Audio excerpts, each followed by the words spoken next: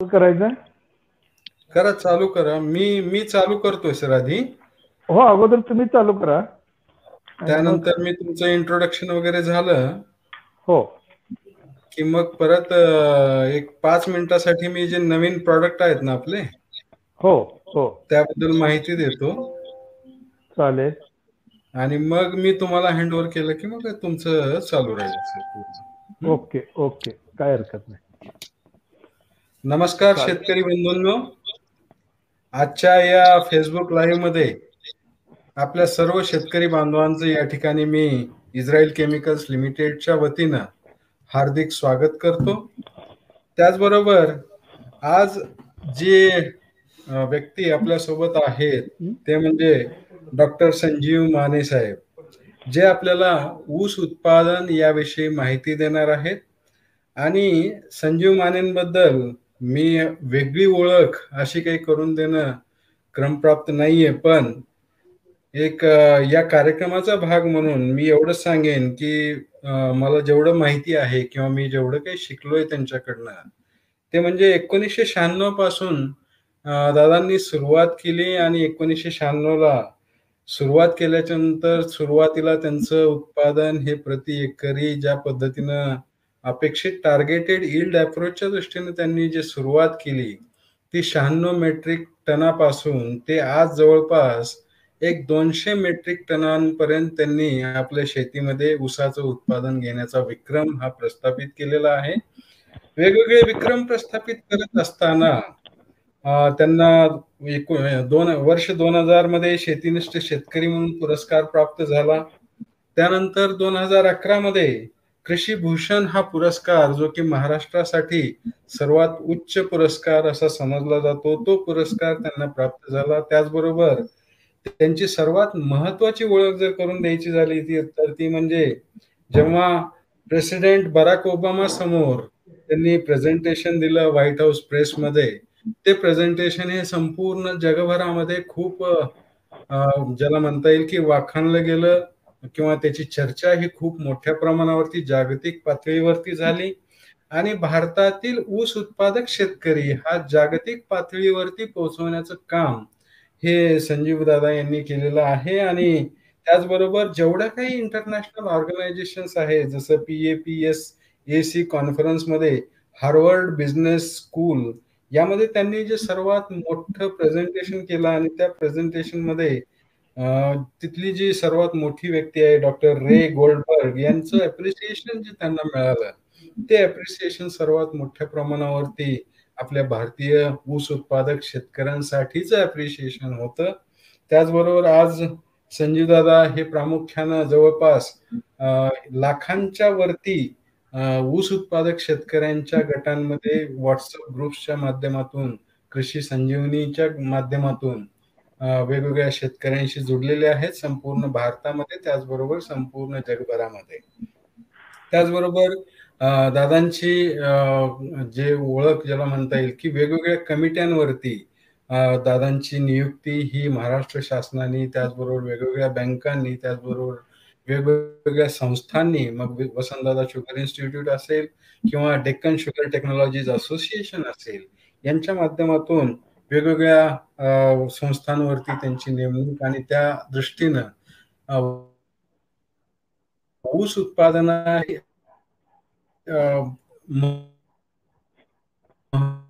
वेगळी ओळख जी आहे किंवा एक दबदबा जो आहे ऊसाचा, तो दबदबा दादांनी आपल्या सर्व कार्यातून आज तागायत निर्माण केलेला आहे. त्याचबरोबर सर्वात मोठी जी बाब घडली ती म्हणजे कॉमनवेल्थ व्होकेशनल युनिव्हर्सिटीकडनं दादांना डॉक्टरेट ही पदवी प्रदान करण्यात आली. आणि आता आम्ही दादा म्हणायचे की डॉक्टर म्हणायचे हा प्रश्न आमच्या समोर पडतो, पण आता डॉक्टर अशी ओळख मी निश्चितपणे इथून पुढे दादांची करून देईन. आणि धन्यवाद दादा, आपण या कार्यक्रमाला इस्रायल केमिकल्स लिमिटेडच्या वतीने या फेसबुक लाईव्हला आपण या कार्यक्रमामध्ये जुडलात आणि वेगवेगळे शेतकरी पण या माध्यमातून आज आपल्या फेसबुक लाईव्हला जुडलेले आहेत. आपल्या सर्वांचं या ठिकाणी मी शेतकरी बांधव तसेच दादा, त्याचबरोबर अजिंक्य दादा यांचंही मी या ठिकाणी स्वागत करतो. आणि सुरुवातीला आपल्या सर्वांना म्हणजे प्रामुख्यानं डॉक्टर संजीव माने साहेबांना एक ICLच्या उत्पादनांबद्दल माहिती व्हावी म्हणून एक सुरुवातीची 5 मिनिट मी या ठिकाणी प्रेझेंटेशन करणार आहे आणि त्यानंतर प्रत्यक्षात आपल्या सर्व शेतकरी बांधवांना संजीव माने साहेबांचं आपल्याला मार्गदर्शन लाभणार आहे. मी सुरुवात करत आहे. सुरुवातीला जी ICLची जेवढी काही उत्पादनं, फक्त नाविन्यपूर्ण उत्पादनांबद्दल मी आपल्याला या ठिकाणी माहिती देणार आहे. जे जेनेरिक किंवा पारंपरिक खतं आहेत, त्या पारंपरिक खतांबद्दल मी अजिबात आपल्याला या ठिकाणी माहिती देणार नाही.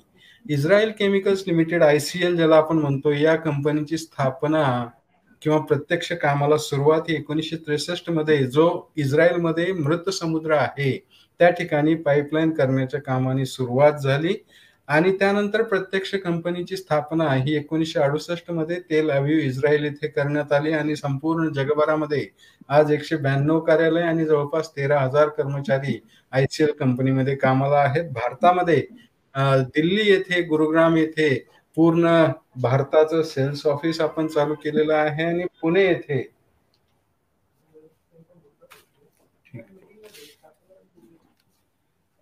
येथे आपण इस्रायल केमिकल्स लिमिटेडचं जे आपलं मार्केटिंगचं जे ऑफिस आहे, या मार्केटिंगच्या ऑफिसची सुरुवात ही आपण त्या ठिकाणी केलेली आहे आणि त्यामधून आपल्याला वेगवेगळ्या कार्यक्रमांची आखणी किंवा उपाययोजना ही करत असताना आपण प्रामुख्याने पाहत आहोत. पुणे येथील कार्यालयाचा पदभार हा माननीय श्री अनंत कुलकर्णी साहेब यांनी सुरुवात केली आणि मागच्या 1.5-2 वर्षापासून आपण या कार्यालयाच्या माध्यमातून वेगवेगळ्या कार्यक्रमांची आखणी, उपाययोजना हे करत असतो. त्याचाच एक भाग म्हणून आजचा हा आपला फेसबुक लाईव्ह हा कार्यक्रम. सुरुवातीला ज्या खतांची मी ओळख आपल्याला करून देणार आहे त्यामध्ये पॉलिसल्फेट हे खत, जे की इस्रायल केमिकल्स लिमिटेडने आपल्या सर्व शेतकऱ्यांसाठी भारतामध्ये उपलब्ध करून दिलेलं आहे आणि हे खत पावडर फॉर्म मध्ये आपण उपलब्ध केलेलं असल्यामुळं जमिनीमधून वापरण्यासाठी इतर खतांसोबत हे खत आपण शेतकऱ्यांना उपलब्ध करून दिलेलं आहे. पॉलिसल्फेट हे खत 4-in-1 फर्टिलायझर आहे. याच्यामध्ये पोटॅश 13.5%, गंधक 18.5%, कॅल्शियम ऑक्साईड 16.5% आणि मॅग्नेशियम ऑक्साईड हा 5.5% असं हे 4 अन्नद्रव्य पुरवणारं पॉलिसल्फेट हे खत. आता हे पॉलिसल्फेट हे जे खत आहे ते नेमकं येतं कुठून? तर हे खत ज्या इंग्लंडमध्ये बॉल्बी माइन्स आहेत आणि या बॉल्बी माइन्स मध्ये पॉलीहॅलाइटच्या माइन्स आहेत आणि पॉलीहॅलाइटच्या माइन्स म्हणजेच जो गंधक युक्त खनिज या पॉलीहॅलाइटच्या माइन्स मध्ये आपल्याला सापडतो त्याला बारीक केला जातं, चुरा केला जातो, भुगा केला जातो, भुगा करून चाळणी केली जाते, चाळणी करून बॅगिंग केली जाते, बॅगिंग करून डायरेक्ट शेतकऱ्यांना खाणींमधून शेतकऱ्यांच्या शेतांपर्यंत पाठवण्याचं काम हे ICL पॉलिसल्फेट खताच्या बाबतीत करते. यावरनं आपल्याला लक्षात आलं असेल की हे खत कुठल्याही कारखान्यामध्ये तयार न होता डायरेक्ट खाणीमधून शेतकऱ्यांपर्यंत पोहोचवलं जातं आणि म्हणूनच या खताला सर्वार्थानं नैसर्गिक खत किंवा सेंद्रिय खत असं म्हणण्यात आलेलं आहे. जेवढे काही पाश्चात्य राष्ट्र आहेत त्यामध्ये अमेरिका असेल, इंग्लंड असेल, युरोपियन युनियन असेल, इस्रायल असेल, नेदरलँड असेल, यासारख्या देशांनी जवळपास सर्व या खताला सेंद्रिय खत म्हणून मान्यता दिलेली आहे. त्याचबरोबर ज्या सेंद्रिय खत प्रमाणीकरण करणाऱ्या ज्या यंत्रणा आहेत त्या सर्व यंत्रणांनी, मग ओमरी असेल, FIBL असेल किंवा इन्फोएक्स जेन असेल, या सर्व यंत्रणांनी या खताला सेंद्रिय खत म्हणून मान्यता दिलेली आहे. आपल्या सर्वांना माहिती आहे की ऊसामध्ये गंधक असेल किंवा कॅल्शियम असेल किंवा पोटॅश असेल, या 3 अन्नद्रव्यांचा सर्वात महत्वाचा जी गरज असते ती म्हणजे गुणवत्तापूर्ण ऊसाचं उत्पादन घेण्यासाठी. मग त्यामध्ये ऊसाचं वजन असेल किंवा ऊसाची कांड्यामधलं अंतर असेल किंवा त्यातल्या त्यात रसाची शुद्धता असेल किंवा त्यामध्ये असणारं साखरेचं प्रमाण असेल, या सर्व गोष्टींवरती परिणाम करणारे घटक म्हणजेच गंधक, कॅल्शियम आणि पोटॅश. त्याचबरोबर जो मॅग्नेशियम, आपल्या सर्वांना माहिती आहे की ऊस हे पीक ज्याला आपल्याला म्हणतो की हरितद्रव्य संश्लेषणावरती त्याचं किंवा C4 गटामध्ये मोडणारं पीक असं आपण म्हणतो. जेवढी चांगल्या पद्धतीनं पानांची जडणघडण होईल, तेवढं जास्त प्रकाश संश्लेषणाचा वेग त्या ठिकाणी राखला जातो आणि तो प्रकाश संश्लेषणाचा वेग योग्य प्रकारे राखण्यासाठी मॅग्नेशियम आणि त्याचबरोबर पानांची रचना किंवा पानांची रुंदी किंवा पानांची लांबी किंवा पानांचा हिरवेगारपणा चांगल्या पद्धतीने टिकवून ठेवण्यासाठी त्यामध्ये पॉलिसल्फेटमध्ये असणारा जो मॅग्नेशियम आहे, जो की मॅग्नेशियम ऑक्साईडच्या स्वरूपामध्ये उपलब्ध आहे, त्या मॅग्नेशियमचा प्रामुख्याने आपल्याला त्या ठिकाणी उपयोग होतो आणि चांगली वाढ आणि मग हा रेट ऑफ फोटोसिंथेसिस किंवा प्रकाश संश्लेषणाचा वेग आणि खाली मुळांच्या माध्यमातून अन्नद्रव्यांची उचल याचं सिंक्रोनायझेशन झालं की आपल्याला अतिशय चांगल्या प्रकारचं ऊस उत्पादन मिळतं, हे आपल्याला दिसून येतं. या खताचा समूह हा 6 ते 7 म्हणजेच उदासीन असल्यामुळं जमिनीमध्ये टाकल्याबरोबर लगेच यामध्ये असणारे कॅल्शियम, मॅग्नेशियम, गंधक आणि पोटॅश हे चारही अन्नद्रव्य इतर सर्व अन्नद्रव्यांसोबत सुसंगत असल्यामुळं या चारही अन्नद्रव्यांची उपलब्धता ही ज्या वेळेस ऊस या पिकाला या अन्नद्रव्यांची गरज भासते त्या वेळेस या खताच्या माध्यमातून त्या अन्नद्रव्यांची उपलब्धता ही प्रामुख्याने करून दिली जाते.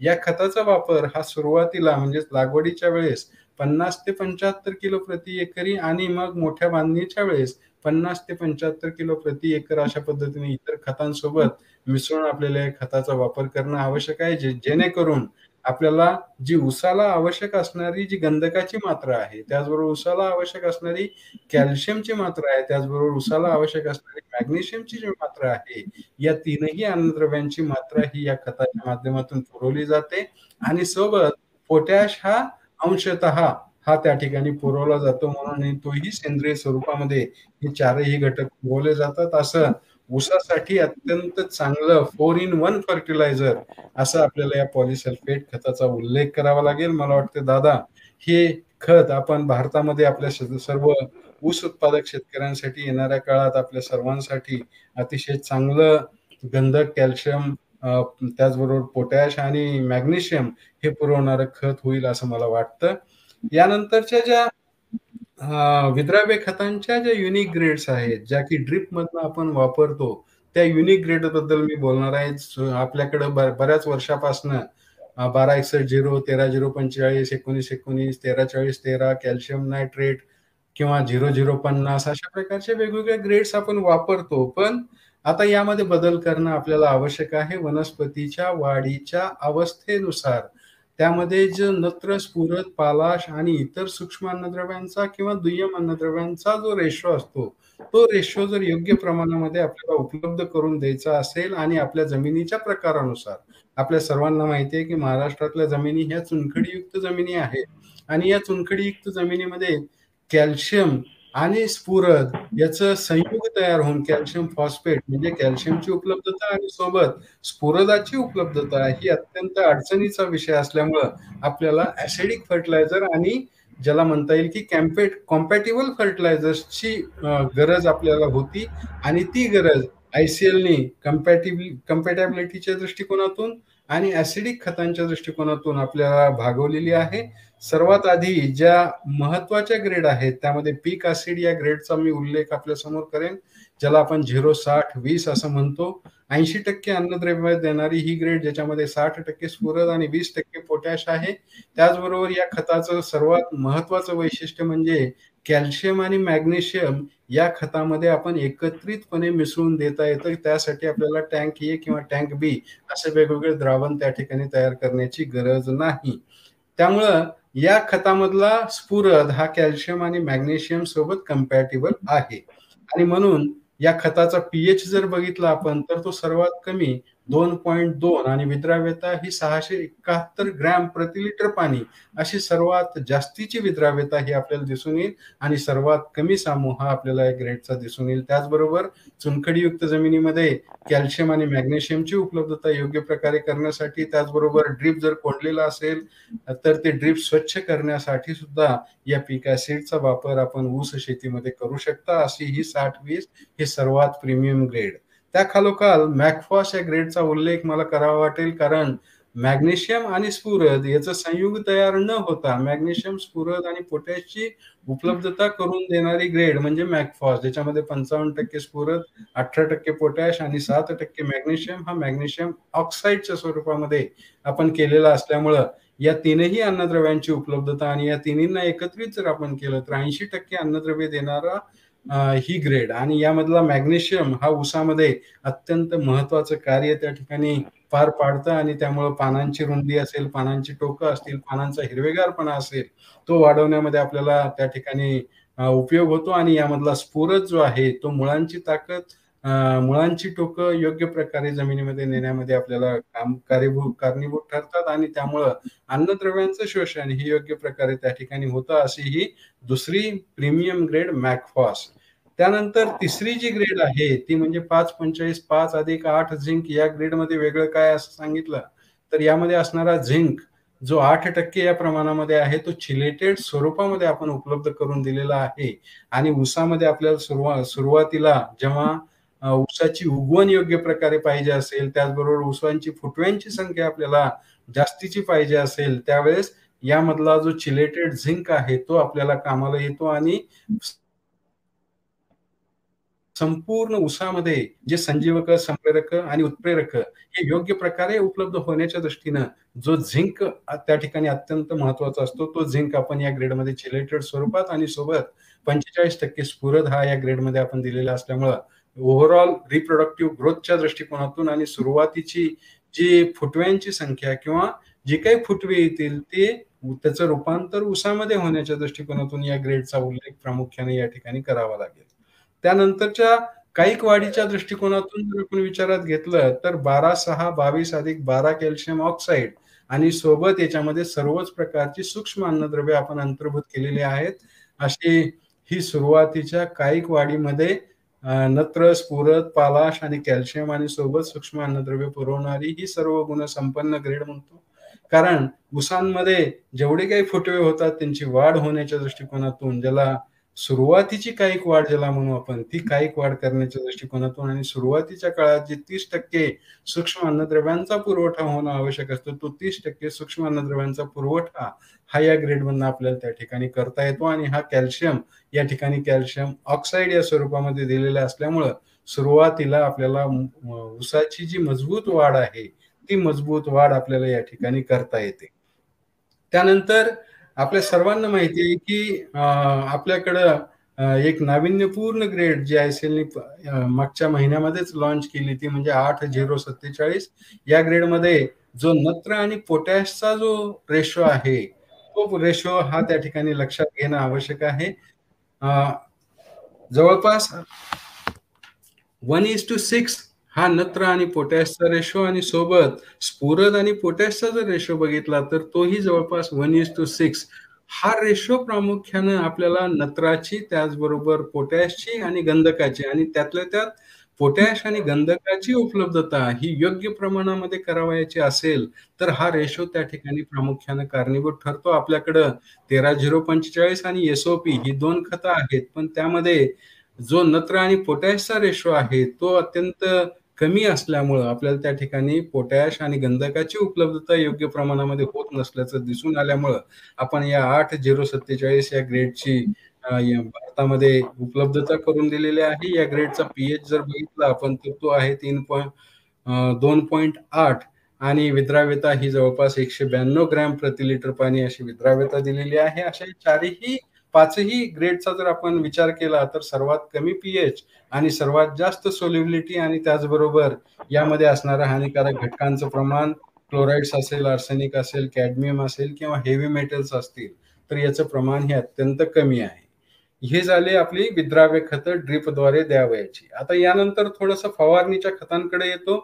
फवारणीच्या खतांसाठी असं वेगळी तंत्रज्ञान भारतामध्ये कुठल्याही खत कंपनीने आणलेलं नव्हतं, पण ICLने भारतामध्ये फक्त आणि फक्त फवारणीच्या खतांसाठीचं तंत्रज्ञान हे भारतामध्ये शेतकऱ्यांसाठी आणलं आणि ते तंत्रज्ञान बेन गुरियन युनिव्हर्सिटी सोबत संशोधन करून त्यामध्ये आपली जी अडचण होती ती अडचण दूर करण्याचा प्रयत्न केलेला आहे. जेव्हा केव्हा आपण ज्या आपल्या प्रचलित ग्रेड्स आहेत 1261 052 34 13045 या प्रचलित ग्रेडची फवारणी करत होतो त्यावेळेस डाव्या बाजूला जे पान दाखवलेलं आहे त्यानुसार अतिशय मोठमोठ्या आकाराचे पाण्याचे थेंब हे त्या पानावरती पडले जायचे फवारणीच्या माध्यमातून आणि थोड्या वेळानंतर हे पाण्याचे थेंब खाली गळून पडायचे आणि त्यासोबत अन्नद्रव्यांची उपलब्धता ही त्या ठिकाणी व्हायची नाही. आणि म्हणून ही गरज लक्षात घेऊन फर्टिवॉन्ट या तंत्रज्ञानाचा आविष्कार ICL ने केला आणि या आविष्कारानुसार जेवढ्या काही 4 ग्रेड निर्माण केल्या त्या 4 ग्रेडची फवारणी केल्याच्या नंतर अतिशय छोट्या छोट्या आकाराचे पाण्याचे थेंब हे त्या ठिकाणी आपल्याला संपूर्ण पानावरती पसरलेले दिसून येतील, कारण त्यामध्ये त्या खतांमध्ये आपण स्प्रेडर टाकलेला आहे. त्याचबरोबर हे पाण्याचे थेंब खाली गळून पडणार नाहीत, कारण त्या खतांमध्ये आपण स्टिकर दिलेला आहे. त्याचबरोबर हे पाण्याच्या थेंबांमध्ये असणारी अन्नद्रव्ये ही पानांद्वारे शोषण करून घेण्याच्या दृष्टीनं जी आर्द्रता पानांमध्ये टिकवून ठेवण्यासाठी ह्युमेक्टंटची गरज असते ते ह्युमेक्टंट ही आपण या खतांमध्ये दिलेलं असल्यामुळं या ट्रिपल ऍक्शनमुळे ज्याला आपल्याला म्हणता येईल की स्प्रेडर, स्टिकर आणि ह्युमेक्टंट या तिन्हींमुळं या खतांमध्ये असणारे अन्नद्रव्ये ही त्या ठिकाणी संपूर्णपणे शोषण केले जातात. याचबरोबर या खतांचं आणखीन एक वैशिष्ट्य म्हणजे काय की जी काही कीटकनाशकं आहे, जी काही रोगनाशकं आहे, जी काही संजीवक आहे, जी काही संप्रेरक आहेत यांच्यासोबत सुद्धा या खतांमध्ये असणारी जी अन्नद्रव्ये आहेत ती कंपॅटिबल असल्यामुळं यांच्या सोबत जर या गोष्टींची फवारणी केली तर त्याचीही परिणामकारकता वाढवण्यामध्ये आपल्याला प्रामुख्यानं या स्प्रेडर, स्टिकर आणि ह्युमेक्टंटचा फायदा आपल्याला त्या ठिकाणी होतो. यामध्ये 4 ग्रेड ICL ने आपल्या सर्व शेतकऱ्यांसाठी उपलब्ध करून दिलेले आहेत. काईकवाडीच्या अवस्थेमध्ये म्हणजे सुरुवातीच्या अवस्थेमध्ये स्टार्टर ही ग्रेड प्रामुख्यानं आपल्याला उपलब्ध करून दिलेली आहे. 11% नत्र, 36% स्फुरद, 24% पोटॅश आणि सोबत सर्व सूक्ष्म अन्नद्रव्य त्याचबरोबर फर्टिवॉन्ट हे तंत्रज्ञान हे त्यामध्ये दिलेलं आहे. त्यामुळे सुरुवातीची काईक वाढ जर योग्य प्रकारे करायची असेल तर स्टार्टर या ग्रेडचा वापर करणं आवश्यक आहे. त्यानंतरची दुसरी ग्रेड आहे ती म्हणजे बूस्टर, 8% नत्र, 16% स्फुरद, 39% पोटॅश आणि सोबत सर्व सूक्ष्म अन्नद्रव्य आणि फर्टिवॉन्ट हे तंत्रज्ञान या ग्रेडचा वापर प्रामुख्यानं ज्यावेळेस पहिलं फूल लागतं किंवा ज्यावेळेस प्रोडक्टिव्ह ग्रोथ सुरुवात होती त्या प्रोडक्टिव्ह ग्रोथच्या वेळेस या ग्रेडचा वापर आपल्याला त्या ठिकाणी करणं आवश्यक आहे. त्यानंतर जी फ्रूट नावाची ग्रेड आहे ज्याच्यामध्ये 12% नत्र, 5% स्फुरद, 27% पोटॅश, 8% कॅल्शियम, हा कॅल्शियम ऑक्साईडच्या स्वरूपात आणि सर्व सूक्ष्म अन्नद्रव्य आणि या ग्रेडचा वापर हा प्रामुख्यानं जी प्रोडक्टिव्ह ग्रोथ आहे त्या प्रोडक्टिव्ह ग्रोथ मध्ये जर केली तर आपल्याला अतिशय चांगल्या पद्धतीने त्या ठिकाणी वाढ जी आहे उत्पादनक्षम वाढ ती आपल्याला त्या ठिकाणी घेता येते. आणि चौथी ग्रेड जी आहे ती म्हणजे पीक वाण 04932, 49% स्फुरद, 32% पोटॅश आणि या ग्रेडच्या माध्यमातून ज्या ज्या वेळेस वातावरणामध्ये प्रतिकूल परिस्थिती निर्माण होते त्यावेळेस अन्नद्रव्यांची उपलब्धता वाढवण्यासाठी प्रामुख्यानं स्फुरद जो आवश्यक असतो तो स्फुरद या ग्रेडमध्ये दिलेला आहे. आणि पोटॅश जो आहे तो या प्रतिकूल परिस्थितीमध्ये जी रोग प्रतिकारक शक्ती आहे ती शक्ती वाढवण्याच्या दृष्टीने आपल्याला यामधला पोटॅश हा त्या ठिकाणी कामाला येतो. अशा या 4 ग्रेड फक्त फवारणीच्या ज्या 4 ग्रेड आहेत त्या स्टार्टर, बूस्टर, फ्रूट आणि पीकवाण अशा 4 ग्रेड आपल्याला ICL ने उपलब्ध करून दिलेले आहेत. मला वाटतं या ठिकाणी नाविन्यपूर्ण उत्पादनांच्या बाबतीतची माहिती जी आहे ती प्रेझेंटेशन करण्यापूर्वी दादांनी मला देणं योग्य वाटलं आणि दादांनाही ती माहिती व्हावी या अनुषंगाने मी हे छोटंसं प्रेझेंटेशन केलंय. मला वाटतं या ठिकाणी एवढं पुरेसं आहे. धन्यवाद.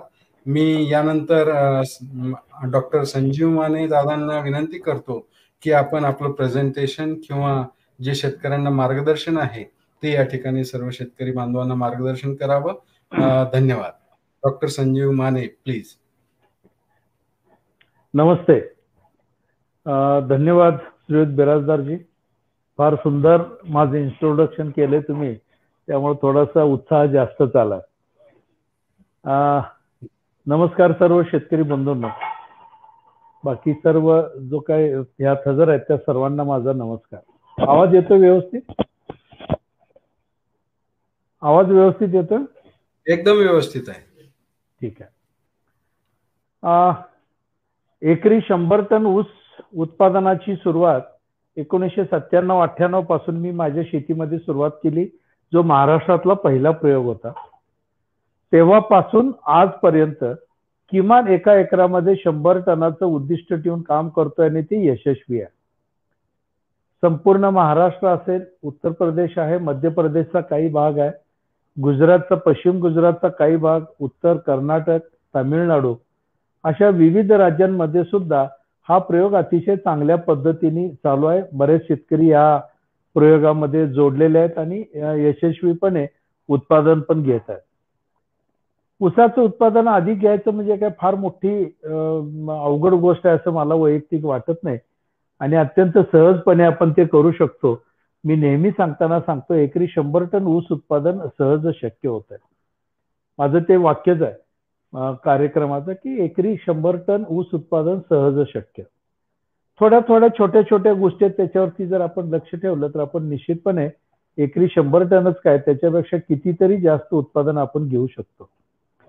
97-98 साली सुरुवात केलेली एकरी 100 टनाची सुरुवात, त्याच्यानंतर मग 102 टन, 104 टन, 107 टन अशा चढत्या क्रमाने उत्पादनामध्ये वाढ होत गेली. 2007-8 साली 125 टनाचं लक्ष ठेवून काम केलं, 121 टनापर्यंत टप्पा गाठता आला. 2010-11 मध्ये विविध शास्त्रज्ञांच्या मार्गदर्शनाखाली डॉक्टर जमदग्नी सर आहे, डॉक्टर बी.पी. पाटील आहे, डॉक्टर मराठे सर आहेत, त्यावेळेचे कैलासवासी डॉक्टर आर.सी. पाटील आहेत, शिवाय डेक्कन शुगर टेक्नॉलॉजिस्ट असोसिएशन मधले काही शास्त्रज्ञ आहेत. त्या सर्वांच्या मार्गदर्शनाखाली 2010-11 मध्ये 150 टनाचा उत्पादनाचा प्रयोग केला आणि तोही यशस्वी झाला. 148 टनापर्यंत मला वैयक्तिक पोहोचता आलं आणि माझे काही मित्र त्याच्याही पुढे गेले. एक मित्र मात्र 150 टन 360 किलो पर्यंत पोहोचला. ही सगळी आकडेवारी आहे ती आमच्या कारखान्याने जाहीर केलेली आकडेवारी असते. दरवर्षी जे काय ऊस कारखान्याला तुटून जातो मोजमाप करून दरवर्षी क्रमाक्रमानं आकडेवारी जाहीर केली जाते की कुणाचं किती उत्पादन आलं, त्याप्रमाणे आकडेवारी असते. अशा चढत्या क्रमाने सातत्याने प्रयोग शेतीमध्ये चालले. बरेच शेतकरी येऊन माझ्या शेतीला भेट द्यायला लागले. बऱ्याच ठिकाणी जाऊन मी माझ्या शेतीमध्ये जे काही प्रयोग केले ते कसं समजावून घेऊन प्रयोग केले हे सांगायचा प्रयत्न मी सातत्याने करायला लागलो. बऱ्याच शेतकऱ्यांनी त्याचा अवलंब केला आणि त्यांच्या त्या कृतीप्रमाणे त्यांच्याही शेतीमध्ये ऊसाचं उत्पादन अतिशय चांगल्या पद्धतीने वाढीला लागलं. 1998 सालचा जो प्रयोग होता तो एकरी 100 टनाचा प्रयोग. 5 एकरामध्ये ऊसाची लागण होती, ठिबक सिंचन होतं.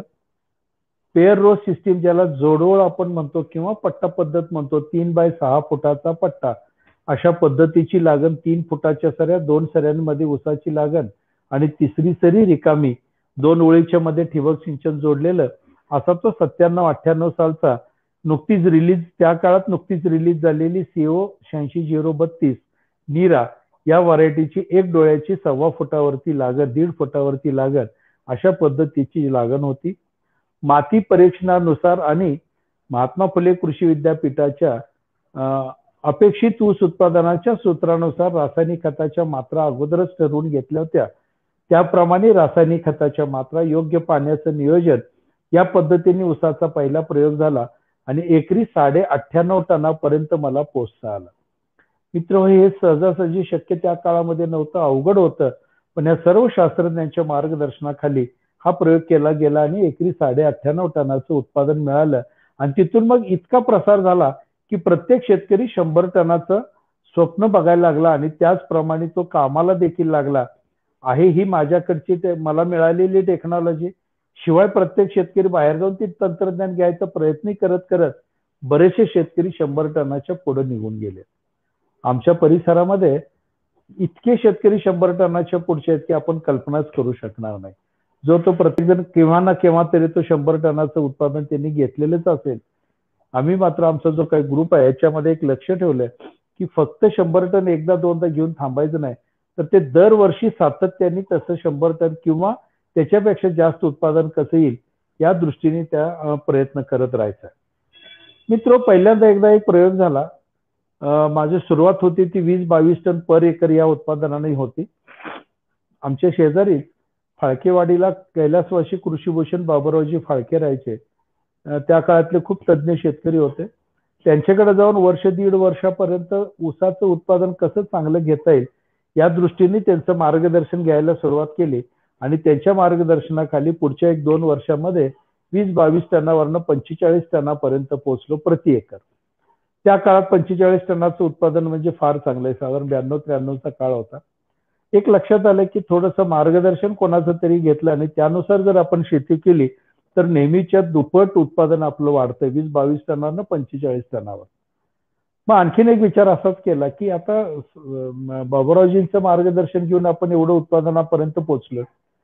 समजा आपण अशा ठिकाणी जाऊन जर मार्गदर्शन घेतलं की जिथं ऊस पिकावरती संशोधन चालतं, नवनवीन जाती व्हरायटी तिथे निर्माण केल्या जातात, अशा ठिकाणी जाऊन जर मार्गदर्शन घेतलं तर निश्चितपणे चांगलं उत्पादन निघेल असं विचार करून मध्यवर्ती ऊस संशोधन केंद्र पाडेगाव जिल्हा सातारा इथं गेलो. तिथल्या शास्त्रज्ञांशी सातत्याने चर्चा करायला सुरुवात केली. जवळपास दर महिन्याला त्याच्याकडं पाडेगावला जाऊन तिथल्या तज्ज्ञांशी चर्चा करायचो. ते काय सांगतील ते ऐकून घ्यायचं आणि त्यांच्या मार्गदर्शनाखाली शेतीमध्ये प्रयोग करायला सुरुवात केली. त्याचबरोबर वसंतदादा शुगर इन्स्टिट्यूट मांजरी पुणे, ज्याला आपण VSI म्हणतो, इथं जाऊन इथल्याही शास्त्रज्ञांचं मार्गदर्शन, महात्मा फुले कृषी विद्यापीठातल्या तज्ज्ञांचं मार्गदर्शन आणि जे विविध त्या काळातले शेतकरी तज्ज्ञ होते त्यांचंही मार्गदर्शन घेऊन नवनवीन प्रयोग करायचा छंद लागला. 94-95 साली एक प्रयोग केला. 2.5 फुटाची आमची असणारी नेहमीची सरी केवळ शास्त्रज्ञांनी सांगितलं म्हणून अति धाडसाने, कारण ते धाडसच होतं, 3.25 फूट रुंदीची सरी त्यावेळेला मी काढली.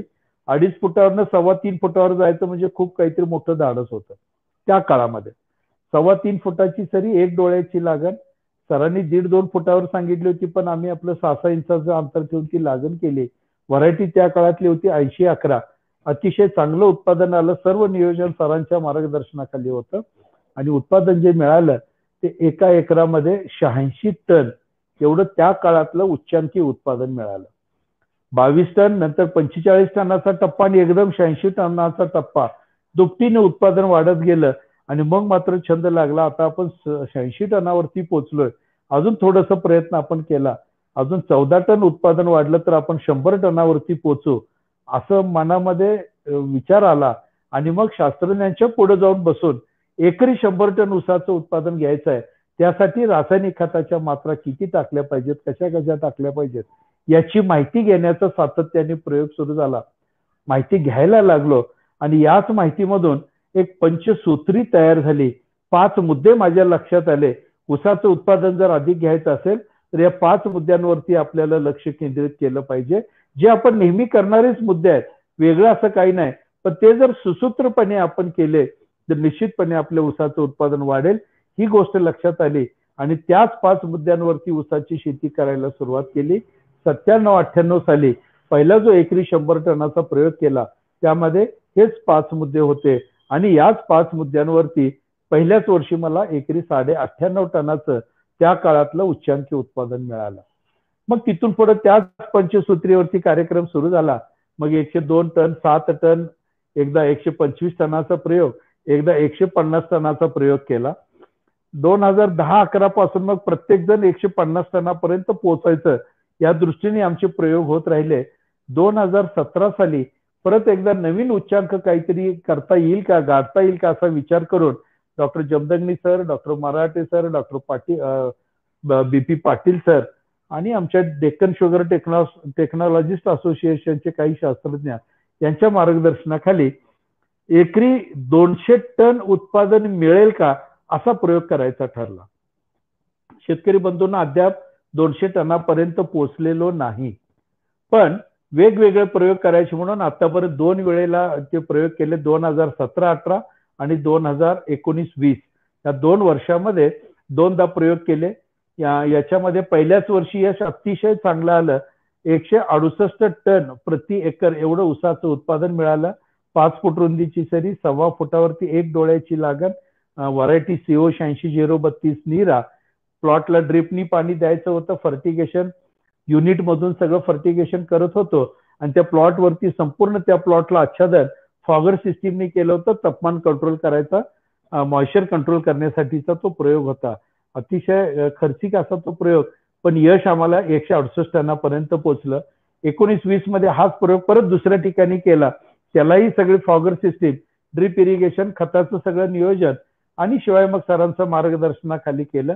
पण गेल्या वर्षी पडलेल्या पावसामुळे जो मध्यंतरीच्या काळामध्ये सतत पाऊस पडला त्यामध्ये आमचं उत्पादन जास्त मिळालं नाही. 168 टनापर्यंत सुद्धा पोहोचलो नाही, मात्र 148 टन 400 किलो म्हणजे 149 टनापर्यंत आम्हाला पोहोचता आलं. यावर्षी परत एकदा नवीन प्रयोग असाच 200 टनासाठी करायचं काम चालू आहे. मित्र, याच्यामध्ये 5 मुद्दे हे अत्यंत महत्वाचे आहेत. मी मुद्दे ते मुद्दाम अगोदर सांगणार आहे, त्याच्यानंतर मग लागणीची पद्धत मी काय करतो आणि खोडव्यासाठी काय करायचे दोन्ही गोष्टी थोडासा आपण चर्चा करायच्या. 5 मुद्द्यांतला पहिला मुद्दा आहे तो जमिनीची सुपीकता. ऊसासारखं अति खादाड पीक ज्या वेळेला चांगल्या पद्धतीने उत्पादन आपल्याला घ्यायचं असेल तर जमिनीची सुपीकता वाढवणे अत्यंत महत्वाचं आहे. त्याच्यावरती 1-2 मिनिटात आपण चर्चा करायची आहे. 2 नंबरचा मुद्दा आहे, हाही अत्यंत महत्वाचा, ऊस लागणीची योग्य पद्धत. 3 फूट अगोदर 2.5 फुटावर आपण होतो, 3 फुटाची सरी होते, मग 4 फुटावर आलो, 4.5 फूट, 5 फूट, 6 फूट, काही मंडळी 10 फुटावरती गेले. नेमकं किती फुटाची सरी असावी आणि ती का, याच्यावरती आपण 1-2 मिनिटं चर्चा करायची ऊस लागणीची योग्य पद्धत मध्ये. तिसरा मुद्दा आहे तो रासायनिक खताच्या मात्रा. रासायनिक खत किती, केव्हा, कसे आणि केव्हा द्यायचे, कुठं द्यायचे, याची चर्चा आपल्याला त्यामध्ये 3-4 मिनिटांमध्ये करायची. चौथा मुद्दा आहे तो अत्यंत महत्वाचा, पाण्याचं व्यवस्थापन. ऊस पिकाला नेमकं पाणी किती लागतं आणि आपल्याला पाणी किती द्यायचं आहे, कसं द्यायचं आहे, याच्यावरती 1-2 मिनिटं चर्चा. आणि 5वा मुद्दा आहे तो पीक संरक्षण. नुसतं पीक रानामध्ये उभं करून चालत नाही, तो कारखान्याला जाऊन तुटून कारखान्याला जाऊन दोन्ही वजन होऊन त्या चेनवरती पडेपर्यंत आपल्याला त्याचं संरक्षण करावं लागतं. बऱ्याच ठिकाणी आपल्याला माहिती असेल रान डुकरांचा फार मोठ्या प्रमाणात त्रास असतो. पीक प्रचंड चांगलं येतं, 80 टन 90 टन 100 टन ऊस निघेल एवढं पीक मोठं असतं, पण जर रानडुकरांचा कळप आत त्याच्यामध्ये घुसला असेल तर निम्म्यावरती उत्पादन कमी येतं, कारण रानडुकरांच्याकडून हैदोस घालून पिकाचं नुकसान फार मोठ्या प्रमाणात केलं जातं. असं पीक संरक्षण. अशा 5 मुद्द्यांवरती आपण चर्चा करायची. पहिला मुद्दा आहे ती जमिनीची सुपीकता. शास्त्रज्ञ सांगतात नेहमी एकरी 20 ते 25 टन चांगलं कुजलेलं शेणखत टाकावे, किंवा कारखान्याचं कंपोस्ट खत जे मिळतं प्रेसमड पासून तयार केलेलं 10 ते 15 टन एकरी टाकावं, किंवा पोल्ट्री खत 1 ते 2 टन टाकावं, किंवा गांडूळ खत 4 ते 5 टन टाकावं, किंवा अखाद्य पेंडींचा वापर करावा. अखाद्य म्हणजे ज्या कडू पेंडी असतात, जनावरांना देखील आपण घालत नाही अशा पेंडी, जशा करंजी पेंड, एरंडी पेंड, लिंबोळी पेंड यांचा वापर 300 ते 500 किलो पर्यंत करावा, किंवा लेंडी खताचा उपयोग करावा. जिथं शेळी मेंढ्या पालन करतात तिथं ज्या गोळा झालेल्या लेंड्या आहेत त्या लेंड्या आणून टाकाव्यात, किंवा पूर्वी आपल्याकडे चालत आलेली एक पद्धत आहे बकरी किंवा मेंढ्या बसवणे असं म्हणतात. योग्य संख्येने योग्य दिवसासाठी जर बकरी आपण रानामध्ये बसवले तर त्यांच्या लेंड्या सगळ्या तिथं पडतात. एवढंच नव्हे तर त्यांचं मूत्रही तिथं पडतं, त्याचाही फायदा जमिनीच्या सुपीकतेसाठी चांगला होतो. हेही करायला हरकत नसतं. आणि एक शेवटचा मुद्दा आहे तो म्हणजे हिरवळीचं खत करणे. योग्य पद्धतीने जर आपण हिरवळीचं खत केलं तर एकरी 20-25 टन शेणखत दिल्यानंतर जो फायदा होतो तो एका हिरवळीच्या खतामुळे होतो. त्यामुळे हिरवळीचं खत सुद्धा करायला हरकत नाही असं शास्त्रज्ञ सांगायचे. आणि मला तो प्रश्न पडायचा की नेमकं हे सगळं कशासाठी, रासायनिक खत फक्त देऊन चालत नाही का. सरांनी त्यावेळेला एक गोष्ट मला समजावून सांगितली. एक तर जमीन पहिल्यांदा भुसभुशीत करून ठेवा की जेणेकरून ऊसाच्या मुळ्या सहजगत्या कमी ताकदीमध्ये त्या मुळ्या सगळ्या जमिनीमध्ये पसरतील. जेवढ्या जास्त मुळ्या वाढतील, जेवढ्या जास्त मुळ्या पसरतील तेवढं लांब वरचं अन्न घटक सगळे शोषून घेऊन ऊस पिकाला पुरवतील. त्यामुळे जमीन भुसभुशीत करावी आणि मग जमिनीमध्ये या सेंद्रिय खताचा वापर करावा.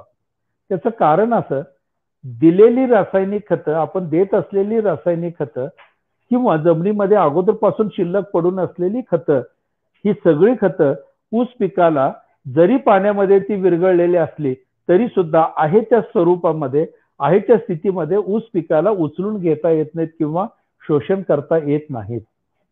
या दिलेल्या खतांवरती जमिनीमध्ये विशिष्ट अशी प्रक्रिया केली जाते आणि मग प्रक्रिया झाल्यावर ऊस पिकाला ज्या स्वरूपात खाता येईल अशा स्वरूपात त्याचं रूपांतर केलं जातं आणि मग ऊस पिकाला ते अन्न घटक खाता येतात. मला सर नेहमी उदाहरण देतात, ज्वारी आणि भाकरीचं उदाहरण देतात.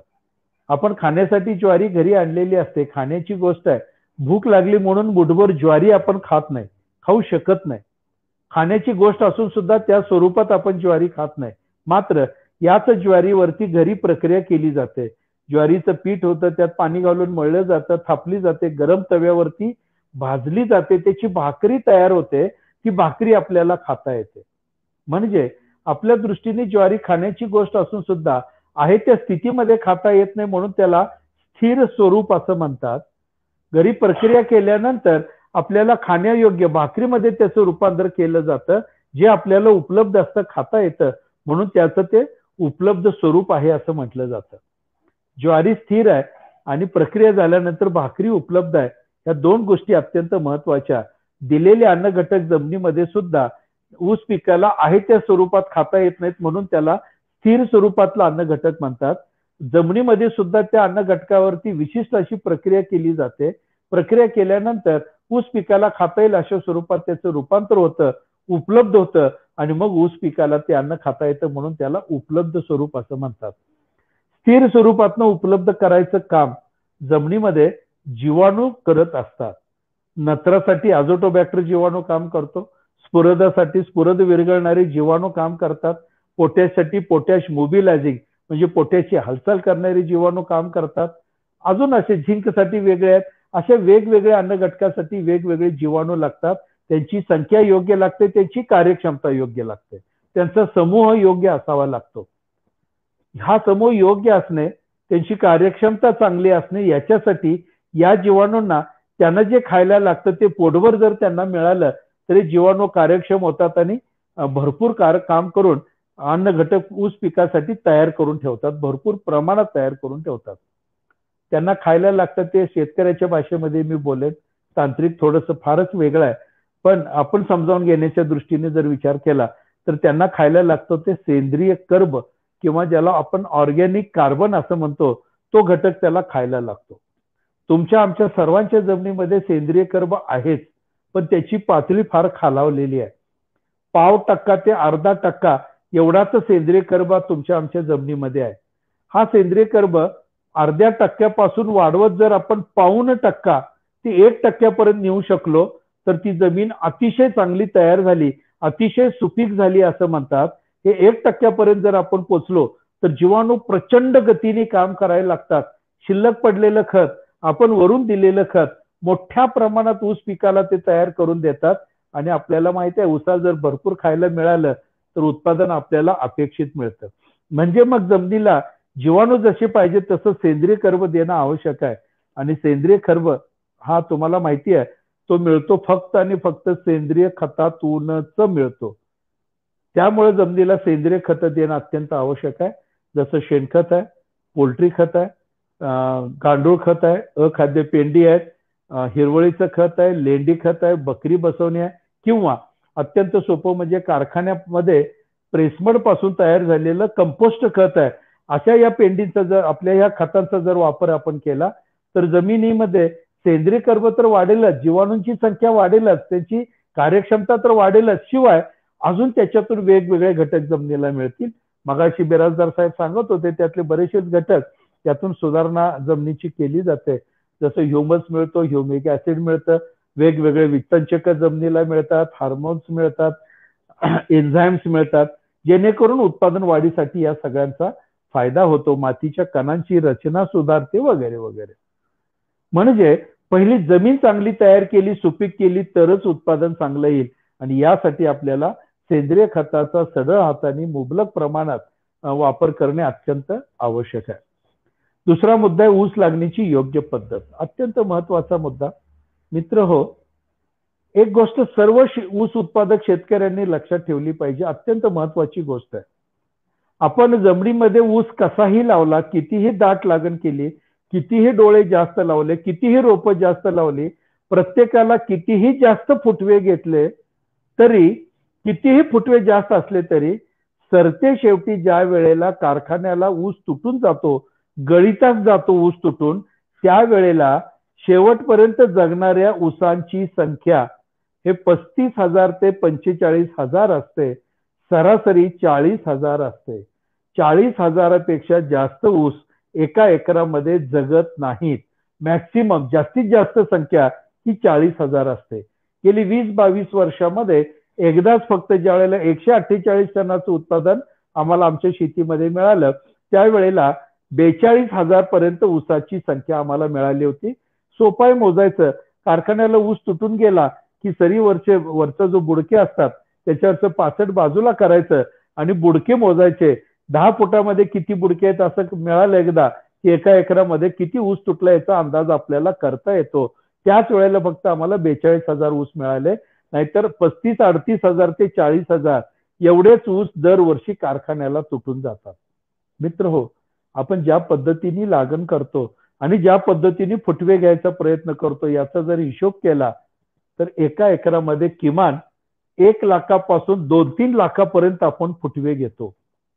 कधीही गणित करून बघा किंवा 2-2.5 महिन्याच्या दरम्यान शेतीमध्ये जाऊन 10 फुटामध्ये एकूण फुटवे किती आले ते बघा. 10 फुटामध्ये एवढे फुटवे आहेत तर एका एकरामध्ये किती आहेत त्याचं जर गणित केलं तर 1 लाखापासून 2-3 लाखापर्यंत फुटवे आपल्या जमिनीमध्ये असतात.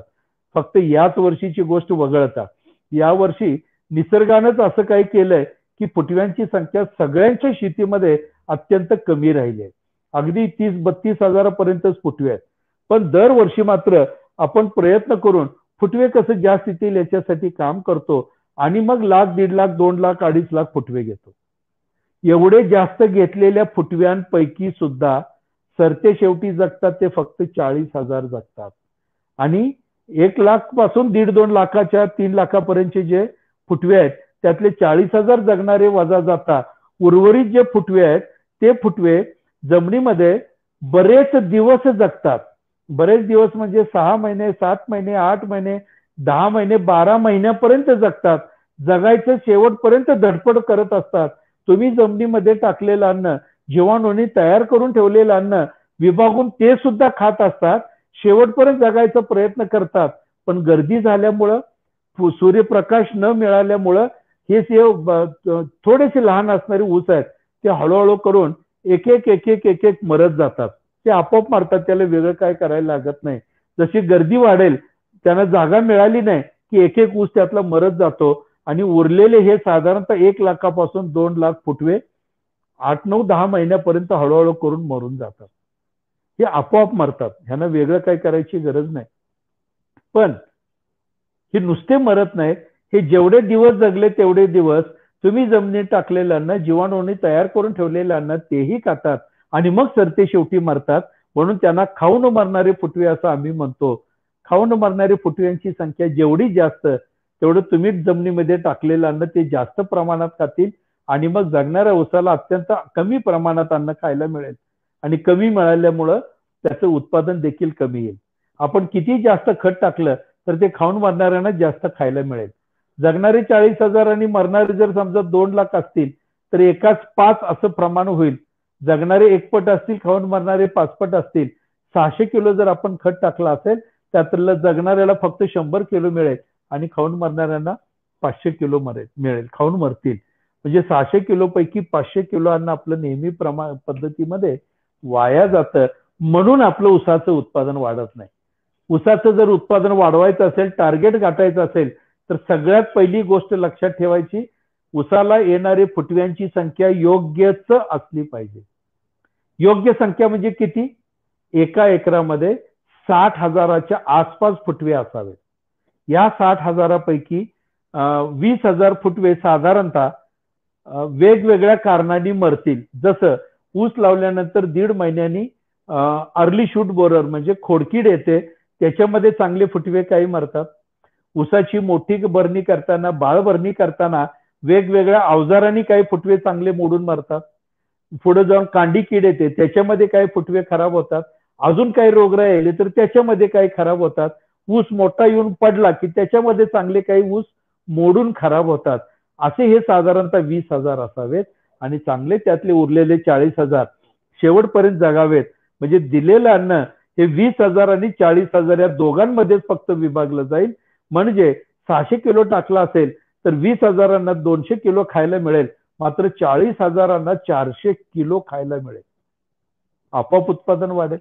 कारण सुरुवातीला 100 किलो खाऊन सुद्धा तो आपल्याला 30-40 टनाचं उत्पादन देत होता, कारण बाकीचं अन्न सगळं हे खाऊन मरणारे खाऊन जात होते. इथं मात्र थोडासा बदल जर आपण केला आणि फुटव्यांची संख्या योग्य आपण जर ठेवली तर मग मात्र त्याला जास्त खायला मिळेल. रासायनिक खतं वाढवायची नाहीत, आहे तीच रासायनिक खतं तेवढीच द्यायची आहेत. मात्र खाऊन मरणारी फुटवे कमी झाले की जगणाऱ्यांना जास्त खायला मिळतं आणि ऊसाचं उत्पादन आपल्याला अपेक्षित गाठता येतं. त्यामुळे मित्र हो, रासायनिक खतं वाढवू दे का असं विचारण्यापेक्षा फुटव्यांची संख्या योग्य ठेवा. सरीची रुंदी कितीही असू द्या, 4.5 फूट असू द्या, 5 असू द्या, 6 असू द्या किंवा 10 फुटाची असू द्या. आपल्याला सगळ्यांमध्ये फुटवे 2-2.5 महिन्याच्या दरम्यान 60,000 घ्यायचे आहेत. त्यातले 20,000 फुटवे वेगवेगळ्या कारणांनी मरतील आणि चांगले 40,000 सुरुवातीपासून जगले की ऊसाचं उत्पादन आपल्याला अपेक्षित मिळेल. हे सूत्र लक्षात ठेवून आपल्याला काम करायचं. फुटवे जर काही कारणाने जास्त यायला लागले 2-2.5 महिन्याच्या दरम्यान ऊस लागणीपासून 60 ते 70 दिवसाच्या दरम्यान मोजून बघायचं.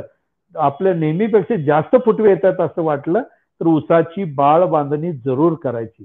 बाळ बांधणी याचा अर्थ ऊसाच्या बुडक्याला 2 ते 3 इंचाची मातीची भर लावायची. म्हणजे ज्यादा येणारे फुटवे तिथं सप्रेस होतात, दबून बसतात आणि मग आपण फुटव्यावरती कंट्रोल आणू शकतो. तिसरा मुद्दा आहे तो रासायनिक खताच्या योग्य मात्रा. मित्र हो, तुम्ही आम्ही सगळी खतं देतो. NPK वरती आपलं जास्त लक्ष आहे. नत्र, स्फुरद आणि पालाश, नायट्रोजन, फॉस्फरस आणि पोटॅश. मग आपण देतो युरिया असेल, DAP असेल, पोटॅश असेल, 10-26-26 आहे. वेगवेगळ्या खतांच्या मात्रा आहेत. कुठल्या ना कुठल्या ग्रेड मधून आपण ही खतं देत असतो.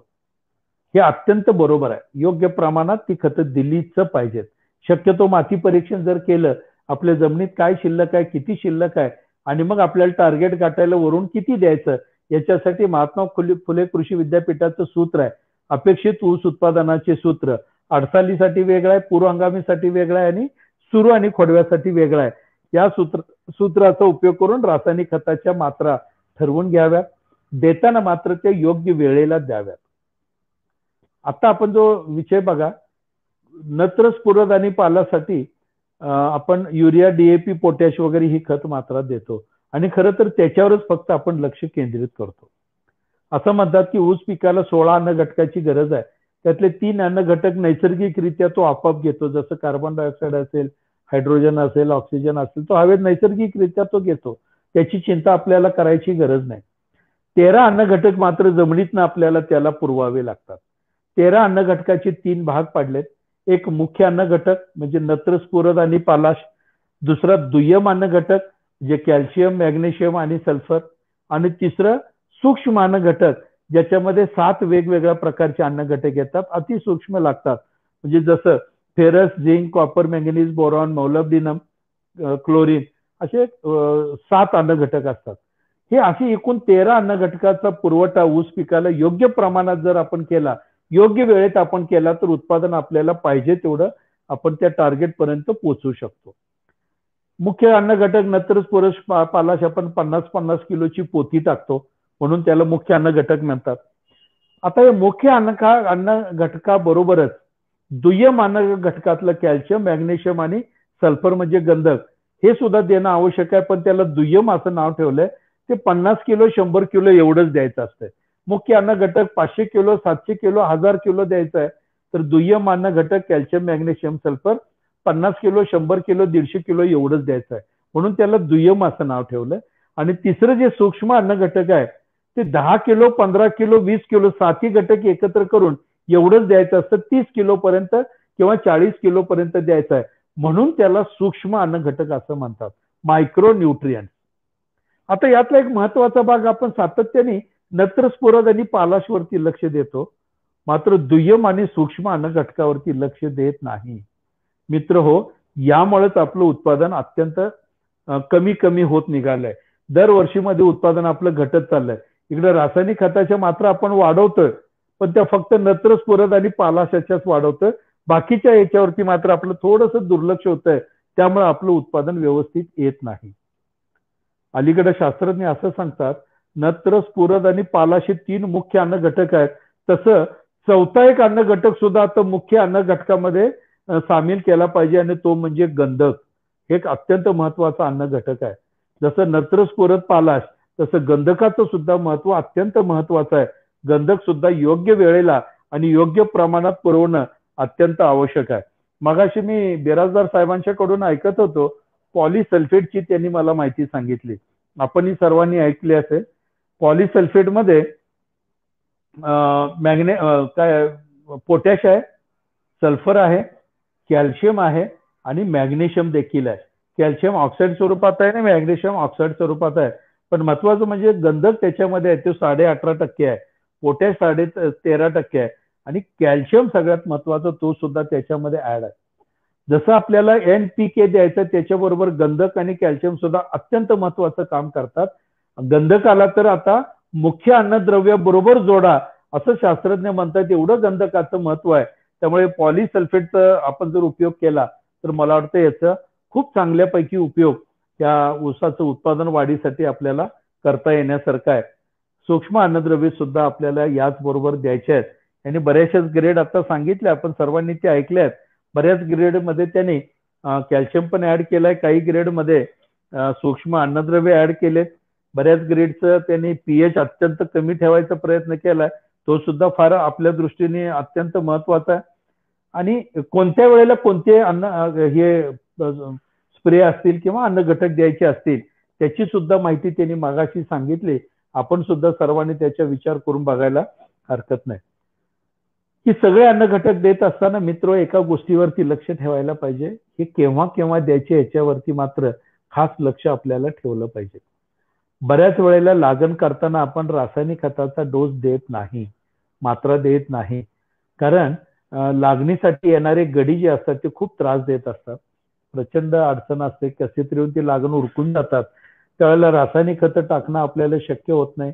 किंवा ऊसाच्या कांड्या औषधात बुडवून लावायच्या, हे सुद्धा आपल्याला बऱ्याच वेळेला शक्य होत नाही.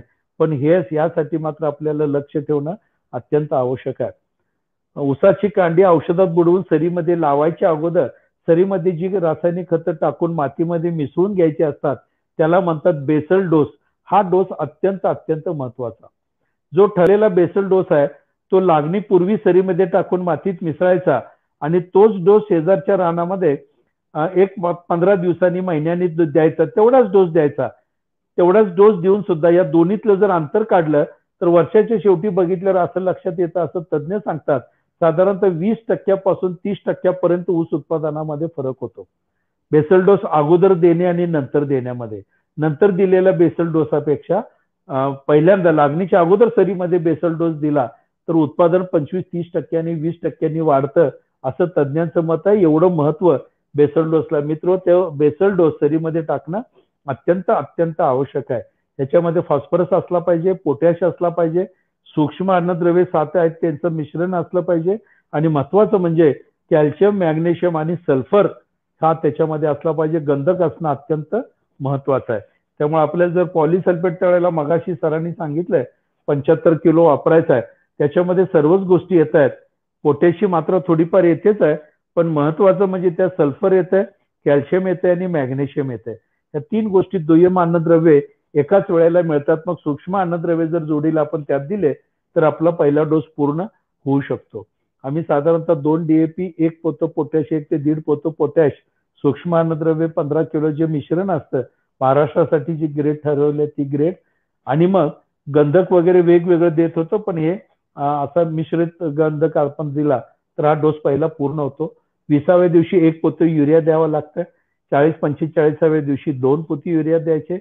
60-65-70 दिवसाच्या दरम्यान 1 युरिया, 1 DAP, 1 पोटॅश साधारणतः जमिनीमध्ये खोलवर 3-4 इंच खाली जाईल अशा पद्धतीने ऊसाच्या कोणत्या तरी एका बगलेमध्ये द्यायचा. त्याच्यानंतर 5वा डोस येतो तो मोठ्या भरणीचा. ऊसाची बांधणी करणे, कुळवणी करणे किंवा मोठी भरणी करणे असं आपण म्हणतो. त्यावेळेला एक डोस मोठा द्यायचा असतो. त्यामध्ये सुद्धा युरिया 2, DAP 2, पोटॅश 2, सूक्ष्म अन्नद्रव्ये परत एकदा 15 किलो आणि मग कॅल्शियम, मॅग्नेशियम, सल्फर हे सुद्धा योग्य प्रमाणात, किंवा मग हे पॉलिसल्फेट हे आपल्याला त्यावेळेला परत एकदा द्यायचं आहे. मित्रांनो, सगळ्यात महत्वाचं, लागण झाल्यानंतर साधारणतः 8 ते 10 दिवसांनी एकदा आणि मोठी भरणी झाल्यानंतर 8 ते 10 दिवसांनी एकदा 3-4 प्रकारचे जीवाणू जमिनीमध्ये सोडायचे आहेत. 1 litre azotobacter, 1 litre phosphorus solubilizing bacteria, 1 litre potash mobilizing bacteria, हे 3 एकत्र करून 200 लिटर पाण्यामध्ये मिसळून त्याची आळवणी करावी जमिनीमध्ये ओल असताना, किंवा पाट पाण्याबरोबर सोडावं, किंवा ज्यांच्याकडे ड्रीप आहे त्यांनी ड्रीप मधून सोडावं. किमान 2 ते 3 वेळेला हे जीवाणू असं देणे अत्यंत अत्यंत आवश्यक आहे. तरच दिलेली खतं ऊस पिकाला मोठ्या प्रमाणामध्ये उपलब्ध होऊ शकतात. याच्यानंतर खतं फारशी द्यायची गरज नसते, पण नंतर सुद्धा कॅल्शियमची मात्रा थोडी थोडी द्यायला पाहिजे. साधारणतः महिन्यातून एकदा 5 किलो कॅल्शियम त्याला मिळायला पाहिजे, कॅल्शियम नायट्रेटच्या स्वरूपात. स्वतंत्रपणे द्यावं. बोरानची कमतरता दिसली तर बोरान एकदा 1 किलो त्याला स्वतंत्रपणे द्यावं. हे अत्यंत महत्वाचं आहे. आणि भरणीनंतर साधारणतः पुढे 2, 3, 4 महिन्यापर्यंत महिन्यातून एकदा 20 ते 25 किलो अमोनियम सल्फेट आणि 10 ते 15 किलो पोटॅश एवढी जर मात्रा आपण एक 2-3 वेळेला दिली तर शेवटच्या टप्प्यातल्या ऊसाच्या पेरांची लांबी वाढते.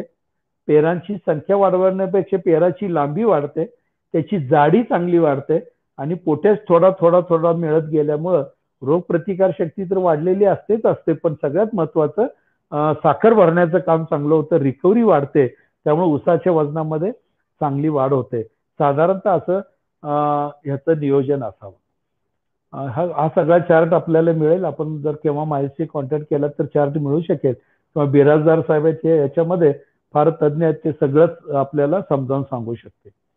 त्याच्यानंतर येते ते पाण्याचं व्यवस्थापन. ऊस पिकाला पाणी एका वाक्यामध्ये सांगूया, आपण सर्वांनी विचार करून घ्या. ऊस पिकाला पाणी लागतं ते थोडं थोडं पाणी आणि सारखं सारखं पाणी लागतं. थोडं थोडं आणि सारखं सारखं, हे एकच वाक्य लक्षात ठेवावं. ढोबळ मानाने विचार केला तर ऊस पिकाला आपण एकदा पाणी असं देतो की तळ्यासारखं पाणी साठेल असं पाणी देतो, आणि मग 15 दिवस, 20 दिवस, 25 दिवस, 1 महिना जमिनीच्या प्रकारानुसार परत मग दुसरं पाणी देतो, तेही असंच देतो. असं पाणी देण्यापेक्षा त्याच पाण्याची भाग पाडून थोडं थोडं पाणी आणि सारखं सारखं जर आपण पाणी दिलं तर ऊसाच्या उत्पादनामध्ये प्रचंड वाढ होते. खरं तर ऊसाचं उत्पादन बाकीच्या सगळ्या गोष्टी गृहीत धरल्या, व्यवस्थित केले तसं गृहीत धरल्या तरी सुद्धा पाण्याच्या व्यवस्थापनावरती ऊसाचं उत्पादन फार मोठ्या प्रमाणात अवलंबून आहे. त्यामुळे पाण्याचं व्यवस्थापन योग्य केलं की उत्पादनामध्ये प्रचंड वाढ होते. पूर्वी आपण साखळी पद्धतीने पाणी देत होतो. साखळी पद्धतीने एका एकराला साधारण 16-17 महिने जर आपण पाणी दिलं, 8 साली ऊस असेल तर 1 कोटी ते 1.25 कोटी लिटर पाणी एका हंगामासाठी लागतं. हेच पाणी जर आपण लांब सरीने द्यायला सुरुवात केली तर हे साधारणतः 80 लाख 90 लाख लिटर पाण्यामध्ये 1 एकर पूर्ण होतं आणि पहिल्यापेक्षा उत्पादनामध्ये वाढ होतं. हेच पाणी जर आपण अजून कमी प्रमाणात द्यायला लागलो, काळ्या जमिनी असतील किंवा काय, एक सरीला पाणी द्यायचा प्रयत्न केला तर 60-70 लाख लिटर पाण्यामध्ये 1 एकर आपलं पूर्ण होतं. उत्पादनामध्ये आणखी 10%, 20% वाढ होते. थोडं थोडं पाणी आणि सारखं सारखं पाणी द्यायचं. हेच जर पाणी आपण ड्रीप पद्धतीने द्यायचा प्रयत्न केला, ठिबक सिंचनने द्यायचा प्रयत्न केला तर 40 लाख लिटर पाण्यामध्ये 1 एकराचं पाणी एका हंगामासाठी पूर्ण होतं. उत्पादन मात्र नेहमीपेक्षा 20, 25, 30% वाढतं, किंवा टार्गेट गाठता येणं आपल्याला सहज शक्य होतं. त्यामुळे थोडं थोडं पाणी आणि सारखं सारखं गरजेनुसार त्याला पाणी जर आपण दिलं तर अत्यंत चांगल्या पद्धतीने ऊसाची वाढ होते. शेवटचा मुद्दा आहे तो पीक संरक्षण. मगाशी एक उदाहरण दिलं मी की रानडुकराचं उदाहरण आहे, किंवा वन्य प्राणी कुठलेही असले तर वन्य प्राण्यामुळं आपल्या ऊसाच्या ह्याच्यामध्ये सुद्धा फार मोठ्या प्रमाणात नुकसान होत असतं. त्यामुळे हे नुकसान होऊ नये याच्यावरती लक्ष देणं गरजेचं आहे. काही भागामध्ये मान्यता प्राप्त असणारं झटका मशीन बसवतात. ऊसाला एक बारीक तारेचं कंपाऊंड केलं जातं भोवतीने, आणि त्याला सोलार वरती तयार झालेली वीज, ती वीज त्या तारेला जोडलेली असते आणि झटक्याने ती मध्ये असते. त्यामुळं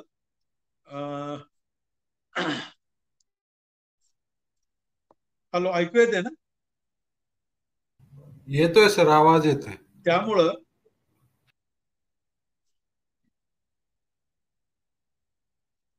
कनेक्शन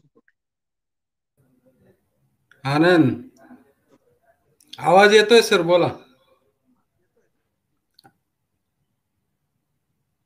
तारेचं कंपाऊंड करावं. जर आपण कनेक्शन दिलं तर त्याच्यामध्ये करत असतो. वन्य प्राणीला त्याचा स्पर्श झाला वन्य प्राण्याने एका शॉक बसला तर ते पळून जातात आणि जवळ तिथं येत नाही. तो सुद्धा एक अतिशय चांगला प्रयोग आहे. त्याला मान्यता प्राप्त आहे, त्याला सबसिडी सुद्धा मिळते. असं झटका मशीन बसूया, म्हणजे कुठल्याही वन्य प्राण्याचा त्रास होणार नाही, माणसाला त्याचा फार त्रास होत नाही, फार तर थोडासा शॉक बसतो तर माणसाला काही हानी पोचत नाही, असं करायला हरकत नाही. त्याच्याशिवाय आपल्याला त्या ऊस पिकावरती येणारी रोगराई, वेगवेगळ्या किडीचा त्रास किंवा बुरशीचा त्रास होणार आहे त्याच्यासाठी सुद्धा लक्ष देणं अत्यंत आवश्यक आहे. बघा, ऊस लागण झाली की 1.5 महिन्याच्या दरम्यान ऊसाला खोडकीड येते, अर्ली शूट बोरर असं आपण म्हणतो. ऊसाची सुरळी मारायला लागते, उपसून काढलं की आतल्या बारीक आळ्या दिसतात, मोठी आळी पळून गेलेली असते, घाण वास येतो, त्याला अर्ली शूट बोरर किंवा खोडकीड असं म्हणतो. त्याच्यामध्ये काही मरत असतात. याच्यासाठी एक साधा सोपा उपाय, एका स्प्रे पंपामध्ये 30 मिली अत्यंत साधं मिळणारं औषध क्लोरोपायरिफॉस 20% 30 मिली घालून जर त्याची फवारणी करायला सुरुवात केली, एका एकराला 4 पंप लागतात, 120 मिली हे औषध असतं, याची जर आपण फवारणी केली तर खोडकिडीला थोडा आळा बसतो. यासोबतच जर त्यामध्ये 30 ग्रॅम 22 सारखं एखादं बुरशीनाशक घातलं तर कीटकनाशक आणि बुरशीनाशक एकत्रित फवारणी होऊ शकते, खर्च कमी येतो, 2दा फवारणी करायची गरज नाही, बुरशीचा काय अटॅक होत असेल तर त्याच्यावर सुद्धा चांगल्यापैकी आळा बसतो. याच्या सोबतच याच पंपामध्ये एका एकरासाठी 150 ग्रॅम एनपीके घालावा. मग आता आम्ही अगोदर 19 घालत होतो, आता साहेबांनी स्टार्टअप ग्रेड वगैरे बरेचसे सांगितले, थोडासा युरिया आणि 60-20 असेल म्हणा, किंवा स्प्रेच्या ग्रेड आहेत, 12-6-22 आहेत, वेगवेगळे ग्रेड आहेत, त्यातले कुठले ग्रेड आपल्याला योग्य वाटेल, 11-36-24 आहे, 8-16-39, 11-36-24 ही जर ग्रेड आपण त्यात घेतली तर याची सुद्धा फवारणी केली तर ऊस एकदम जोमाने उठेल आणि त्याची वाढ अत्यंत जोमाने होईल. याच्यामध्येच आपण थोडस सूक्ष्म अन्नद्रव्य घालावे, या ग्रेड मध्ये असले तर उत्तमच आहे, नसेल तर त्यामध्ये चिलेटेड सूक्ष्म अन्नद्रव्य जर आपण मिसळले तर आणखीन ऊसाला ग्रीप येते, खूप जोमाने ऊस वाढायला लागतो.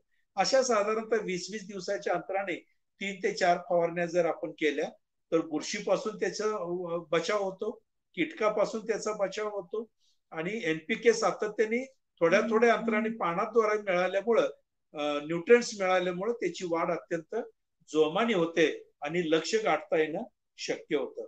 अशा या फवारण्या काही कराव्या. याच फवारण्यामध्ये डॉक्टर बाळकृष्ण जमदग्नी सरांच्या मार्गदर्शनाखाली काही संजीवकांचा वापर आम्ही करतो, त्याचा सुद्धा उपयोग आम्हाला फार मोठ्या प्रमाणात होतो. या संजीवकांमुळे पानांच्या आत असणाऱ्या ज्या पेशी आहेत, टिश्यू आहेत, सेल इलॉंगेशन आणि सेल मल्टिप्लिकेशन, म्हणजे त्यात असणाऱ्या पेशींचा आकार वाढणे आणि त्यांची संख्या वाढणे, याच्यासाठी या 2 फवारण्यामध्ये संजीवकांचा वापर केला जातो. यामुळे पानांची रुंदी वाढणे, पानांची लांबी वाढणे असं होतं. पानांची रुंदी आणि लांबी वाढली की त्याच्यावर पडणारा सूर्यप्रकाश नेहमीपेक्षा जास्त घेतला जातो, आणि जेवढा जास्त सूर्यप्रकाश घेतला जाईल तेवढं फोटोसिंथेसिस जास्त होतं, प्रकाश संश्लेषण क्रिया जास्त होते, म्हणजे आपोआपच ऊस पिकाला लागणारं अन्न मोठ्या प्रमाणात जास्त तयार होतं, आणि जास्त अन्न तयार झाल्यामुळं ऊसाच्या उत्पादनामध्ये चांगल्यापैकी वाढ होते. त्यामुळे या संजीवकांचा वापर सुद्धा करणं अत्यंत अलीकडे महत्वाचं ठरतंय. ज्या वेळेला आम्ही 100 टनावरनं 125 टन, 150 टन किंवा 200 टनाचा प्रयोग करायला सुरुवात केली, त्याच्यामध्ये या संजीवकांचा वापर आम्हाला फार मोठ्या प्रमाणात फायदेशीर ठरला. श्रीयुत बिराजदार साहेब याची सुद्धा माहिती आपल्याला सर्वांना देतील. अशा या 5 मुद्द्यांवरती आपण नेहमी लक्ष ठेवून काम करायला पाहिजे. यातलं सगळ्यात महत्वाचं काय असेल तर खतांचं नियोजन सुद्धा महत्वाचं आहे. याच बरोबर खोडव्याचं नियोजनाच्या बाबतीत जर आपण विचार करायचा झाला, मित्र हो, ऊस तुटू, एकच अत्यंत महत्वाची गोष्ट लक्षात ठेवावी, ऊस पहिला जो असेल तो लागणीचा असेल, खोडव्याचा असेल, तुटून गेला, पुढचं खोडवं जर आपण ठेवणार असू तर त्या खोडव्याला जेवढ्या होईल तेवढ्या लवकरात लवकर सर्व अन्न घटकांची मात्रा त्याला पुरवायची आहे. ऊसाचं खोडव्याचं उत्पादन अतिशय चांगलं आहे. बऱ्याच वेळेला बघा, आपण ऊस तुटला की महिनाभर आपण त्याला काहीच करत नाही, नुसतंच पाणी देतो, एखादं दुसरं 2 पोती युरिया टाकून देतो, पाचट कुजवा म्हणून त्याच्यावर एखादं सिंगल सुपर फॉस्फेटचं पोतं टाकतो, बाकीचं काहीही करत नाही. असं केल्याने खरं आपलं ऊसाचं उत्पादन घटतं, त्यात गवताळ वाढ होते, वेगवेगळे रोगराई त्याच्यामध्ये येतात आणि अपेक्षित उत्पादन मिळत नाही. आपल्याला जर अपेक्षित उत्पादन खोडव्यामध्ये काढायचं असेल तरी सुद्धा ते सहज शक्य आहे. गेल्या वर्षी अशोक खोत यांच्या रानामध्ये खोडव्याचं उत्पादन 123 टन आलंय आणि वसंतदादा शुगर इन्स्टिट्यूटने त्यांना या वर्षीचा अत्यंत मानाचा राज्यातील पहिल्या खोडव्याचं बक्षीस ऊस भूषण हा पुरस्कार देखील त्यांना मिळालाय. 123 टन खोडव्याचं उत्पादन, हो, हे सहज शक्य आहे. त्याच्यासाठी सगळ्यात पहिली गोष्ट, ऊस तुटून गेला की जे बुडके राहिलेले असतात खालचे ते सगळे जमिनी लगत नव्हे, जमिनीच्या आत एखाद्या इंचापर्यंत छाटून घ्या. धार कुदळीनी छाटा किंवा मशीननी छाटून घ्या. पाचट सरीमध्ये दाबून घ्या आणि बुडके छाटल्या छाटल्या त्याच्यावर एखादी 22 सारखी किंवा बुरशीनाशकाची एखादी फवारणी करा. ह्या झाली पहिली गोष्ट. तातडीने त्याला लगेच बेसल डोस जो आपला आहे तो पूर्ण बेसल डोस, ज्याच्यामध्ये मग युरिया असेल, डीएपी असेल, पोटॅश असेल, सूक्ष्म अन्नद्रव्य, गंधक, मॅग्नेशियम, ही सगळी मात्रा एकत्रित करून ऊसाच्या जो भोंडा तयार आहे त्या भोंड्यामध्ये पारीच्या साह्याने छिद्र घेऊन तिरकं छिद्र घ्या आणि त्या छिद्रांमध्ये ही खतं घालून बुजवून टाका. किंवा ऊसांच्या त्या बुडक्यांच्या खाली जिथं मुळ्या भरपूर आहेत त्या मुळ्याच्या सानिध्यामध्ये हे खत कसं जाईल या पद्धतीने खत द्या. हे खत जर मुळ्याच्या सानिध्यात गेलं तर तातडीने त्याला ते लागू होतं आणि लगेच लागू झालं की निघणारे फुटवे कोंब जे आहेत ते अत्यंत जोमदार आणि चांगले निघतात, रसरशीत येतात, जे शेवटपर्यंत टिकतात. जनरली आपण बघतो सुरुवातीला नुसता युरिया टाकला जातो, फुटवे अगदी 25, 30, 40 एका ठिकाणी फुटवे येतात, त्यातले जगत कुठलेच नाहीत, 3-4च जगतात शेवटी. पण बाकीचे सगळे 2, 3, 4 महिन्यामध्ये अन्न खाऊन सगळे मरून जात असतात. पण जगणाऱ्यांचे सुद्धा ते कमकुवत त्याला करून ठेवतात आणि मग हे मारतात.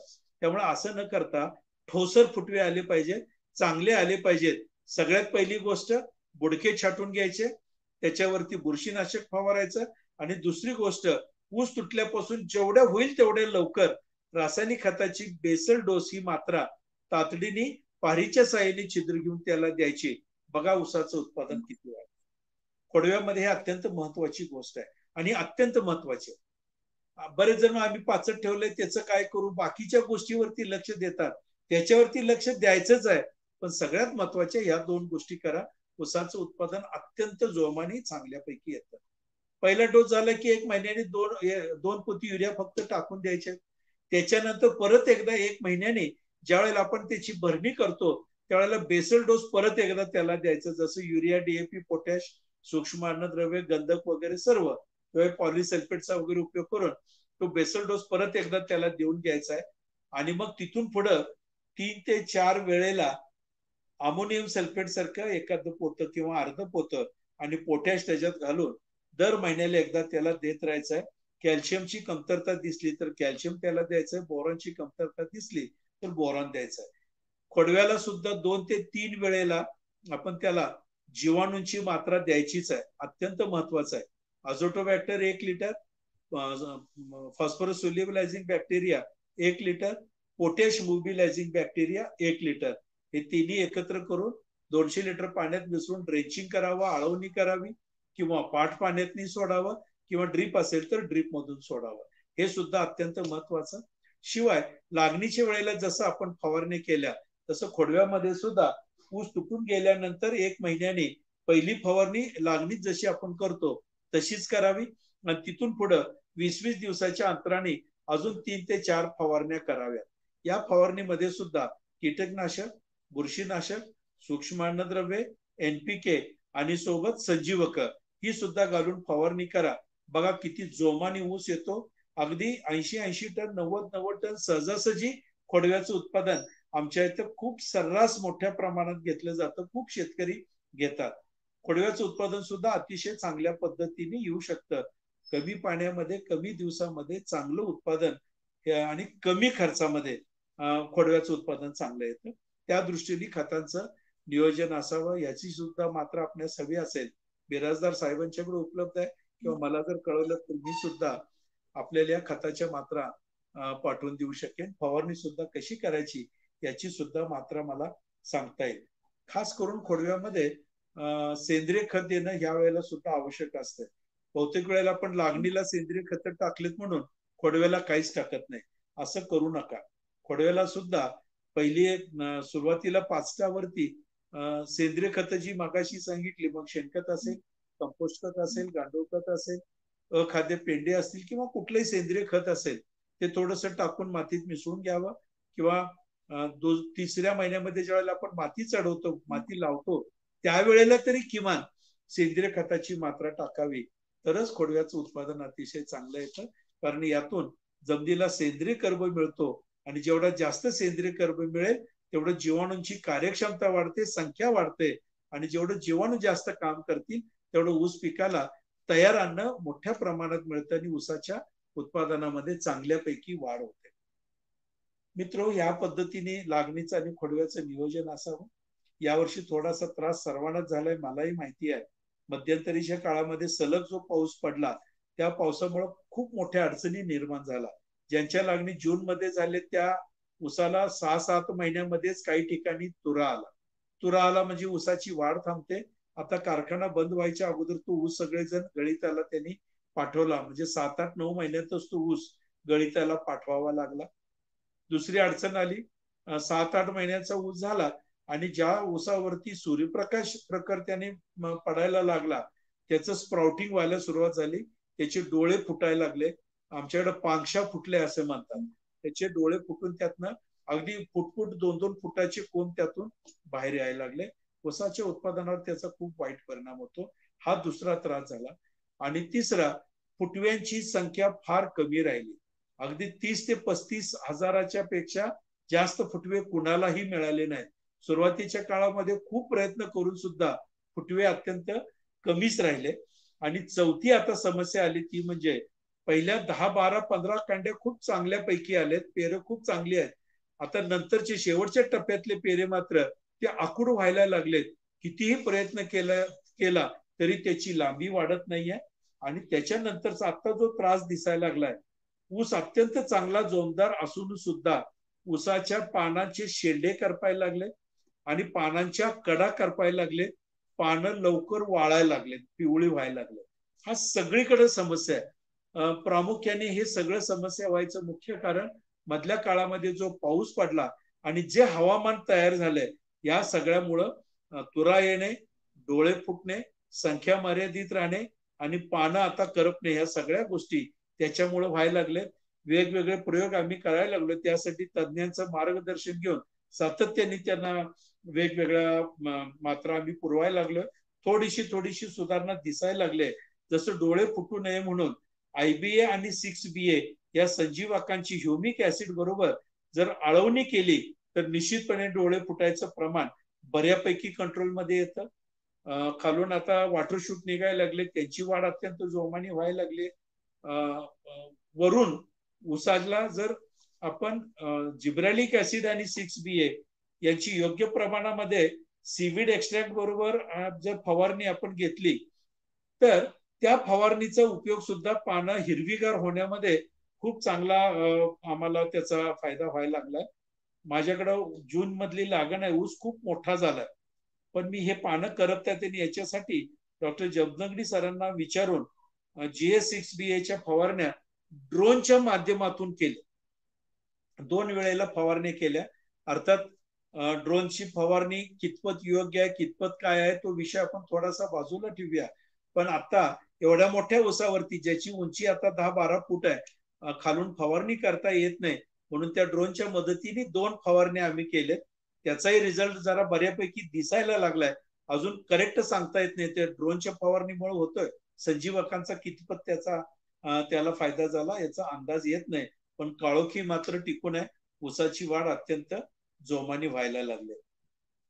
मित्र हो, बराच वेळ झाला आपण ऐकायला लागला. मला ज्या काही गोष्टी माहिती होत्या आणि मी सातत्याने प्रयोग करत राहतो त्या सर्व गोष्टी शेतकऱ्यांना कळाव्यात आणि त्यांच्याही ऊस उत्पादनामध्ये बरी वाढ व्हावी यासाठी माझ्याकडे असलेले मी केलेले प्रयोग आपल्या समोर सर्व मांडले. त्याच्या पाठीमागचे जे शास्त्र मी समजावून घेतलंय ते आपल्या समोर मांडायचा मी प्रयत्न केलाय.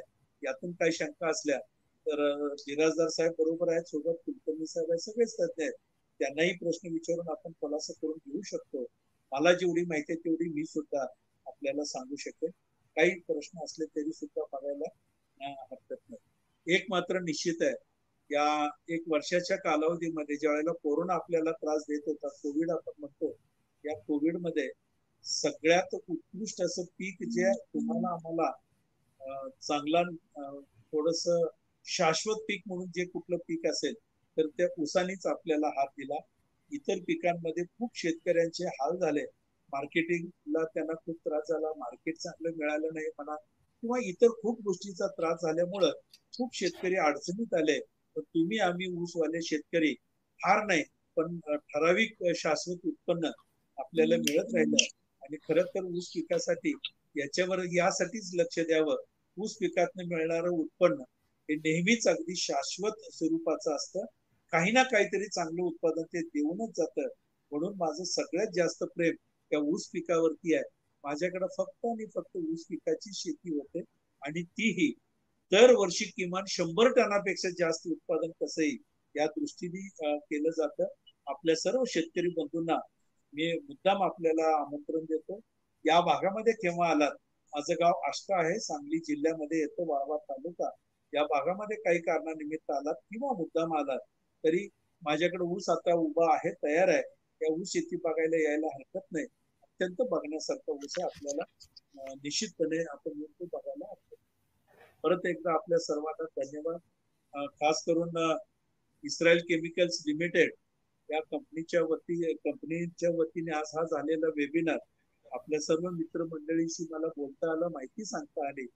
खरं तर इस्रायल केमिकल लिमिटेड यांचे सर्व पदाधिकाऱ्यांना मी धन्यवाद देतो. कारण त्या कोरोनाच्या काळामध्ये बाहेर फिरता येत नाही. पहिल्यांदाच बेराजदार साहेबांनी विचारलं, आपले सगळे फिरणं बंद झालेलं दिसतंय. निश्चितपणे वर्षभर बाहेर पडता आलं नाही. पण या वेबिनारच्या माध्यमातून सातत्याने आपल्या सर्व शेतकरी बंधूंशी मला भेटता येतंय. आणि या इस्रायल कंपनी केमिकल लिमिटेडने ही परत एकदा मला संधी दिली आणि आपल्या सर्वांशी मला चर्चा करता आली. त्याबद्दल कंपनीला मी मनापासून धन्यवाद देतो. बेराजदार साहेब आमचे मित्र मार्गदर्शक आहेत. खूप दिवसापासून आमचा स्नेह आहे. बऱ्याच वेळेला आम्ही त्यांच्याकडून देखील मार्गदर्शन घेतो. बऱ्याच वेळेला एकत्रित आम्ही फिरलो देखील. त्यांनी आवर्जून मला या इस्रायल केमिकल्स लिमिटेडच्या या वेबिनार मध्ये बोलवलं. माझ्याकडे असलेली माहिती शेतकऱ्यांना सांगण्याचं मला संधी त्यांनी प्राप्त करून दिली. त्याबद्दल बिराजदार साहेबांचे देखील मी आभार मानतो. कुलकर्णी साहेबांचा आभार मानतो आणि सर्व त्यांचे जे काही स्टाफ असतील हे वेबिनार व्यवस्थित चालवण्यासाठी त्यांनी जो काय प्रयत्न केला ते सर्व स्टाफचा आभार मानतो. आणि परत एकदा इस्रायल केमिकल्स लिमिटेडचा आभार मानून मानतो. त्यांनी अशाच वेगवेगळ्या पद्धतीने आज खरंच आहे बिराजदार साहेब, मी ही खताची रेंज आता ऐकली. एवढं डिटेल माहिती मी अद्याप घेतलेली नव्हती. आणि ऐकत असतानाच लक्षात यायला लागलं की आपल्याला ऊसाचं उत्पादनाचं टार्गेट गाठण्यासाठी खरोखर यातले कितीतरी खतं अशी आहेत की जी आम्हाला आवश्यक आहेत पण आतापर्यंत ह्या ग्रेडमध्ये आम्हाला मिळत नव्हती किंवा उपलब्ध नव्हती बाजारामध्ये. आपण खरंच या इस्रायल केमिकलने उपलब्ध करून दिले. याची परत एकदा सर्व माहिती घेऊन की आमच्या स्प्रे 4-5 आम्ही जे काय स्प्रे करतो त्याच्यामध्ये निश्चितपणे याचा मला वापर करता येईल. पॉलिसल्फेटचा वापर मला चांगल्यापैकी करता येईल. शिवाय आपल्या ज्या काही बाकीच्या ग्रेड आहेत त्याचा सुद्धा विचार आम्हाला ड्रिपच्या खतासाठी म्हणून मग जसं 0-7-20 असेल, 55-18 असेल, या सर्वांचा उपयोग मला निश्चितपणे करता येईल. आपली एकदा जरूर मला भेट घ्यायची. धन्यवाद. धन्यवाद सर. धन्यवाद डॉक्टर संजीव माने साहेब. कृषी भूषण जेव्हापासून सुरुवात आपला जो प्रवास आहे तो आजपर्यंतचा प्रवास जर आपण बघितला तर सर्वार्थानं ऊस उत्पादक शेतकऱ्यांच्या खांद्याला खांदा लावून आणि जे उत्पादनाची सर्वोच्च पातळी जी आहे ती पातळी गाठण्याचं काम हे डॉक्टर संजीव माने यांनीच ते शक्य करून दाखवलेलं आहे. आणि हे अभूतपूर्व यश महाराष्ट्राच्या वाट्याला आलं आणि आपल्या वाट्याला आलं, हे सर्वात मोठी बाब आणि भूषणावह बाब. दुसरी महत्वाची गोष्ट म्हणजे आपण आता शेतकरी बांधवांना ज्या काही सुरुवातीपासूनच्या गोष्टी असतील, मग त्यामध्ये माती परीक्षण असेल, विविध हिरवळीच्या खतांपासून ते सेंद्रिय खतांचा वापर असेल, त्याचबरोबर लागवड पद्धत असेल, एक डोळा पद्धतीने लागवड असेल, किंवा खोडवा व्यवस्थापन असेल, किंवा पाणी व्यवस्थापन असेल, त्याचबरोबर इतर सर्व बाबींची इत्तमभूत माहिती. खरं म्हणजे आपल्याला हा निश्चितच वेळ कमी पडला असेल कारण मला माहिती आहे, मी प्रत्यक्ष ते अनुभवलेलं आहे.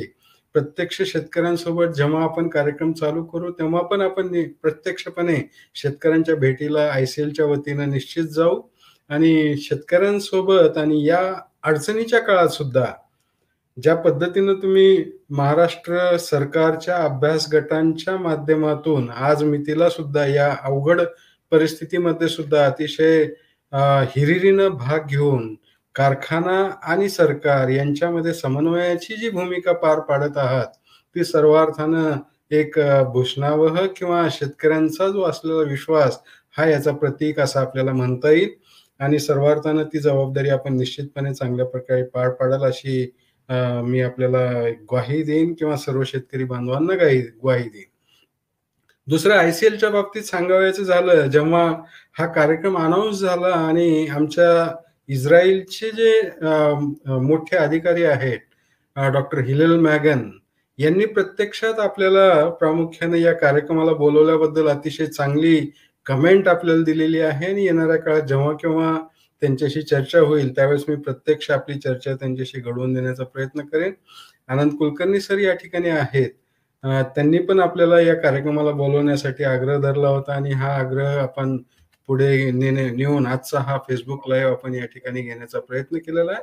खरंच हा यशस्वी कार्यक्रम आपल्यामुळे शक्य झालेला आहे आणि ICLच्या माध्यमातून जे काही आपण आता अपेक्षा व्यक्त केल्या विविध उत्पादनाच्या बाबतीतल्या, मग कमी pH असणारी खतं, जास्त सोल्युबिलिटी असणारी खतं, त्याचबरोबर ऑक्साईड फॉर्म मधली खतं, त्याचबरोबर पॉलिसल्फेट सारखं 4-in-1 फर्टिलायझर यांचा निश्चितपणे फवारणीच्या खतांचा ड्रोनच्या माध्यमातून कसा वापर करता येईल या दृष्टीने सुद्धा काही प्रयोग हे आपल्यासोबत निश्चितपणे करता येईल आणि जे काही खारीचा वाटा आहे ऊस उत्पादन वाढीमध्ये तो खारीचा वाटा ICL निश्चित आपल्यासोबत घेण्याचा प्रयत्न करेल.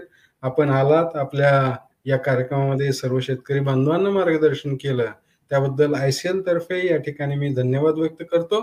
यानंतर कुलकर्णी साहेब आपले या ठिकाणी हेड स्ट्रॅटेजी इम्प्लिमेंटेशन या ठिकाणी उपस्थित आहेत, त्यांना विनंती करतो की त्यांनी या ठिकाणी आपलं मनोगत व्यक्त करावं. Thank you Sanjay. सबसे पहले तो मैं संजीव माने जी का डॉक्टरेट मिलने के बाद मैं पहले बार उनसे मिल रहा हूं, मैं अभिनंदन करता हूं आपका. कृषि विस्तार में दो तरीके के काम होता है. एक तो जो भी फंडामेंटल्स है, रिसर्च है, उसको लेके किसान तक पहुंचना है. दूसरा खुद किसान होके एक टारगेट को अचीव करना और कृषि विस्तार में एक बड़ा योगदान देना है और रिसर्च के साथ भी आगे बढ़ना. ये तीनों और चारों कंपनी के साथ भी प्रोडक्ट को कैसा प्रोडक्ट प्रमोट करना, कौन सा अच्छा है, ये चारों स्तंभ का काम आपने निभाया. एक किसान के सबसे बड़ा एक पहले किसान का जो भी पेन पॉइंट्स है उसको समझने का आपने कोशिश किया. जब माने साहब आपने आया तो पीछे का पोस्टर देखा, 100 के साथ जो शुरू हुआ था जर्नी, वो जर्नी अभी 200 का जो आपका पीछे का जो पिक्चर है वो पूरा की पूरा आपका परिचय देने वाला जैसा काम है. आपको ICL की तरफ से और मेरा पर्सनल तरफ से आपको अभिनंदन. आपके साथ जुड़ने का बहुत प्रयास कर रहे थे हम, कोविड के वजह से कुछ नहीं हो पाया, लेकिन आपके जैसा जो एक योगदान और आपका जो फील्ड का अनुभव है, हमारा अच्छे प्रोडक्ट है, उसको कहीं तो कहीं एक तीनों को मिला के एक काम हम लोग आगे बढ़ाएंगे, इतना मैं आशा व्यक्त करता हूं. और आज आपने समय दिया उसके लिए मैं आपका आभारी हूं. नमस्कार. धन्यवाद आनंद सर आणि त्याचबरोबर थँक्यू डॉक्टर संजीव माने साहेब. आणि आजचा कार्यक्रम आपण यशस्वी केला. सर्व अर्थानं शेतकऱ्यांचे जे काही प्रश्न होते या चॅटबॉक्स मध्ये आलेले ते सर्व प्रश्न आपण प्रत्यक्षामध्ये आपल्या भाषणामध्ये घेतलेले असल्यामुळे मी प्रश्न या ठिकाणी रिपीट करणार नाही. काही शेतकऱ्यांचे इतर पिकांवरचे प्रश्न आहेत, ते इतर पिकांवरचे प्रश्न आपण नंतर सोडूया. पण मोस्टली सगळे प्रश्नांची उत्तरं ही आपल्या भाषणांमधून कव्हर झालेली आहेत आणि काही क्वेरी आल्यास तर निश्चितपणे त्या क्वेरी आपल्यापर्यंत पोहोचवण्याचं काम आम्ही करू.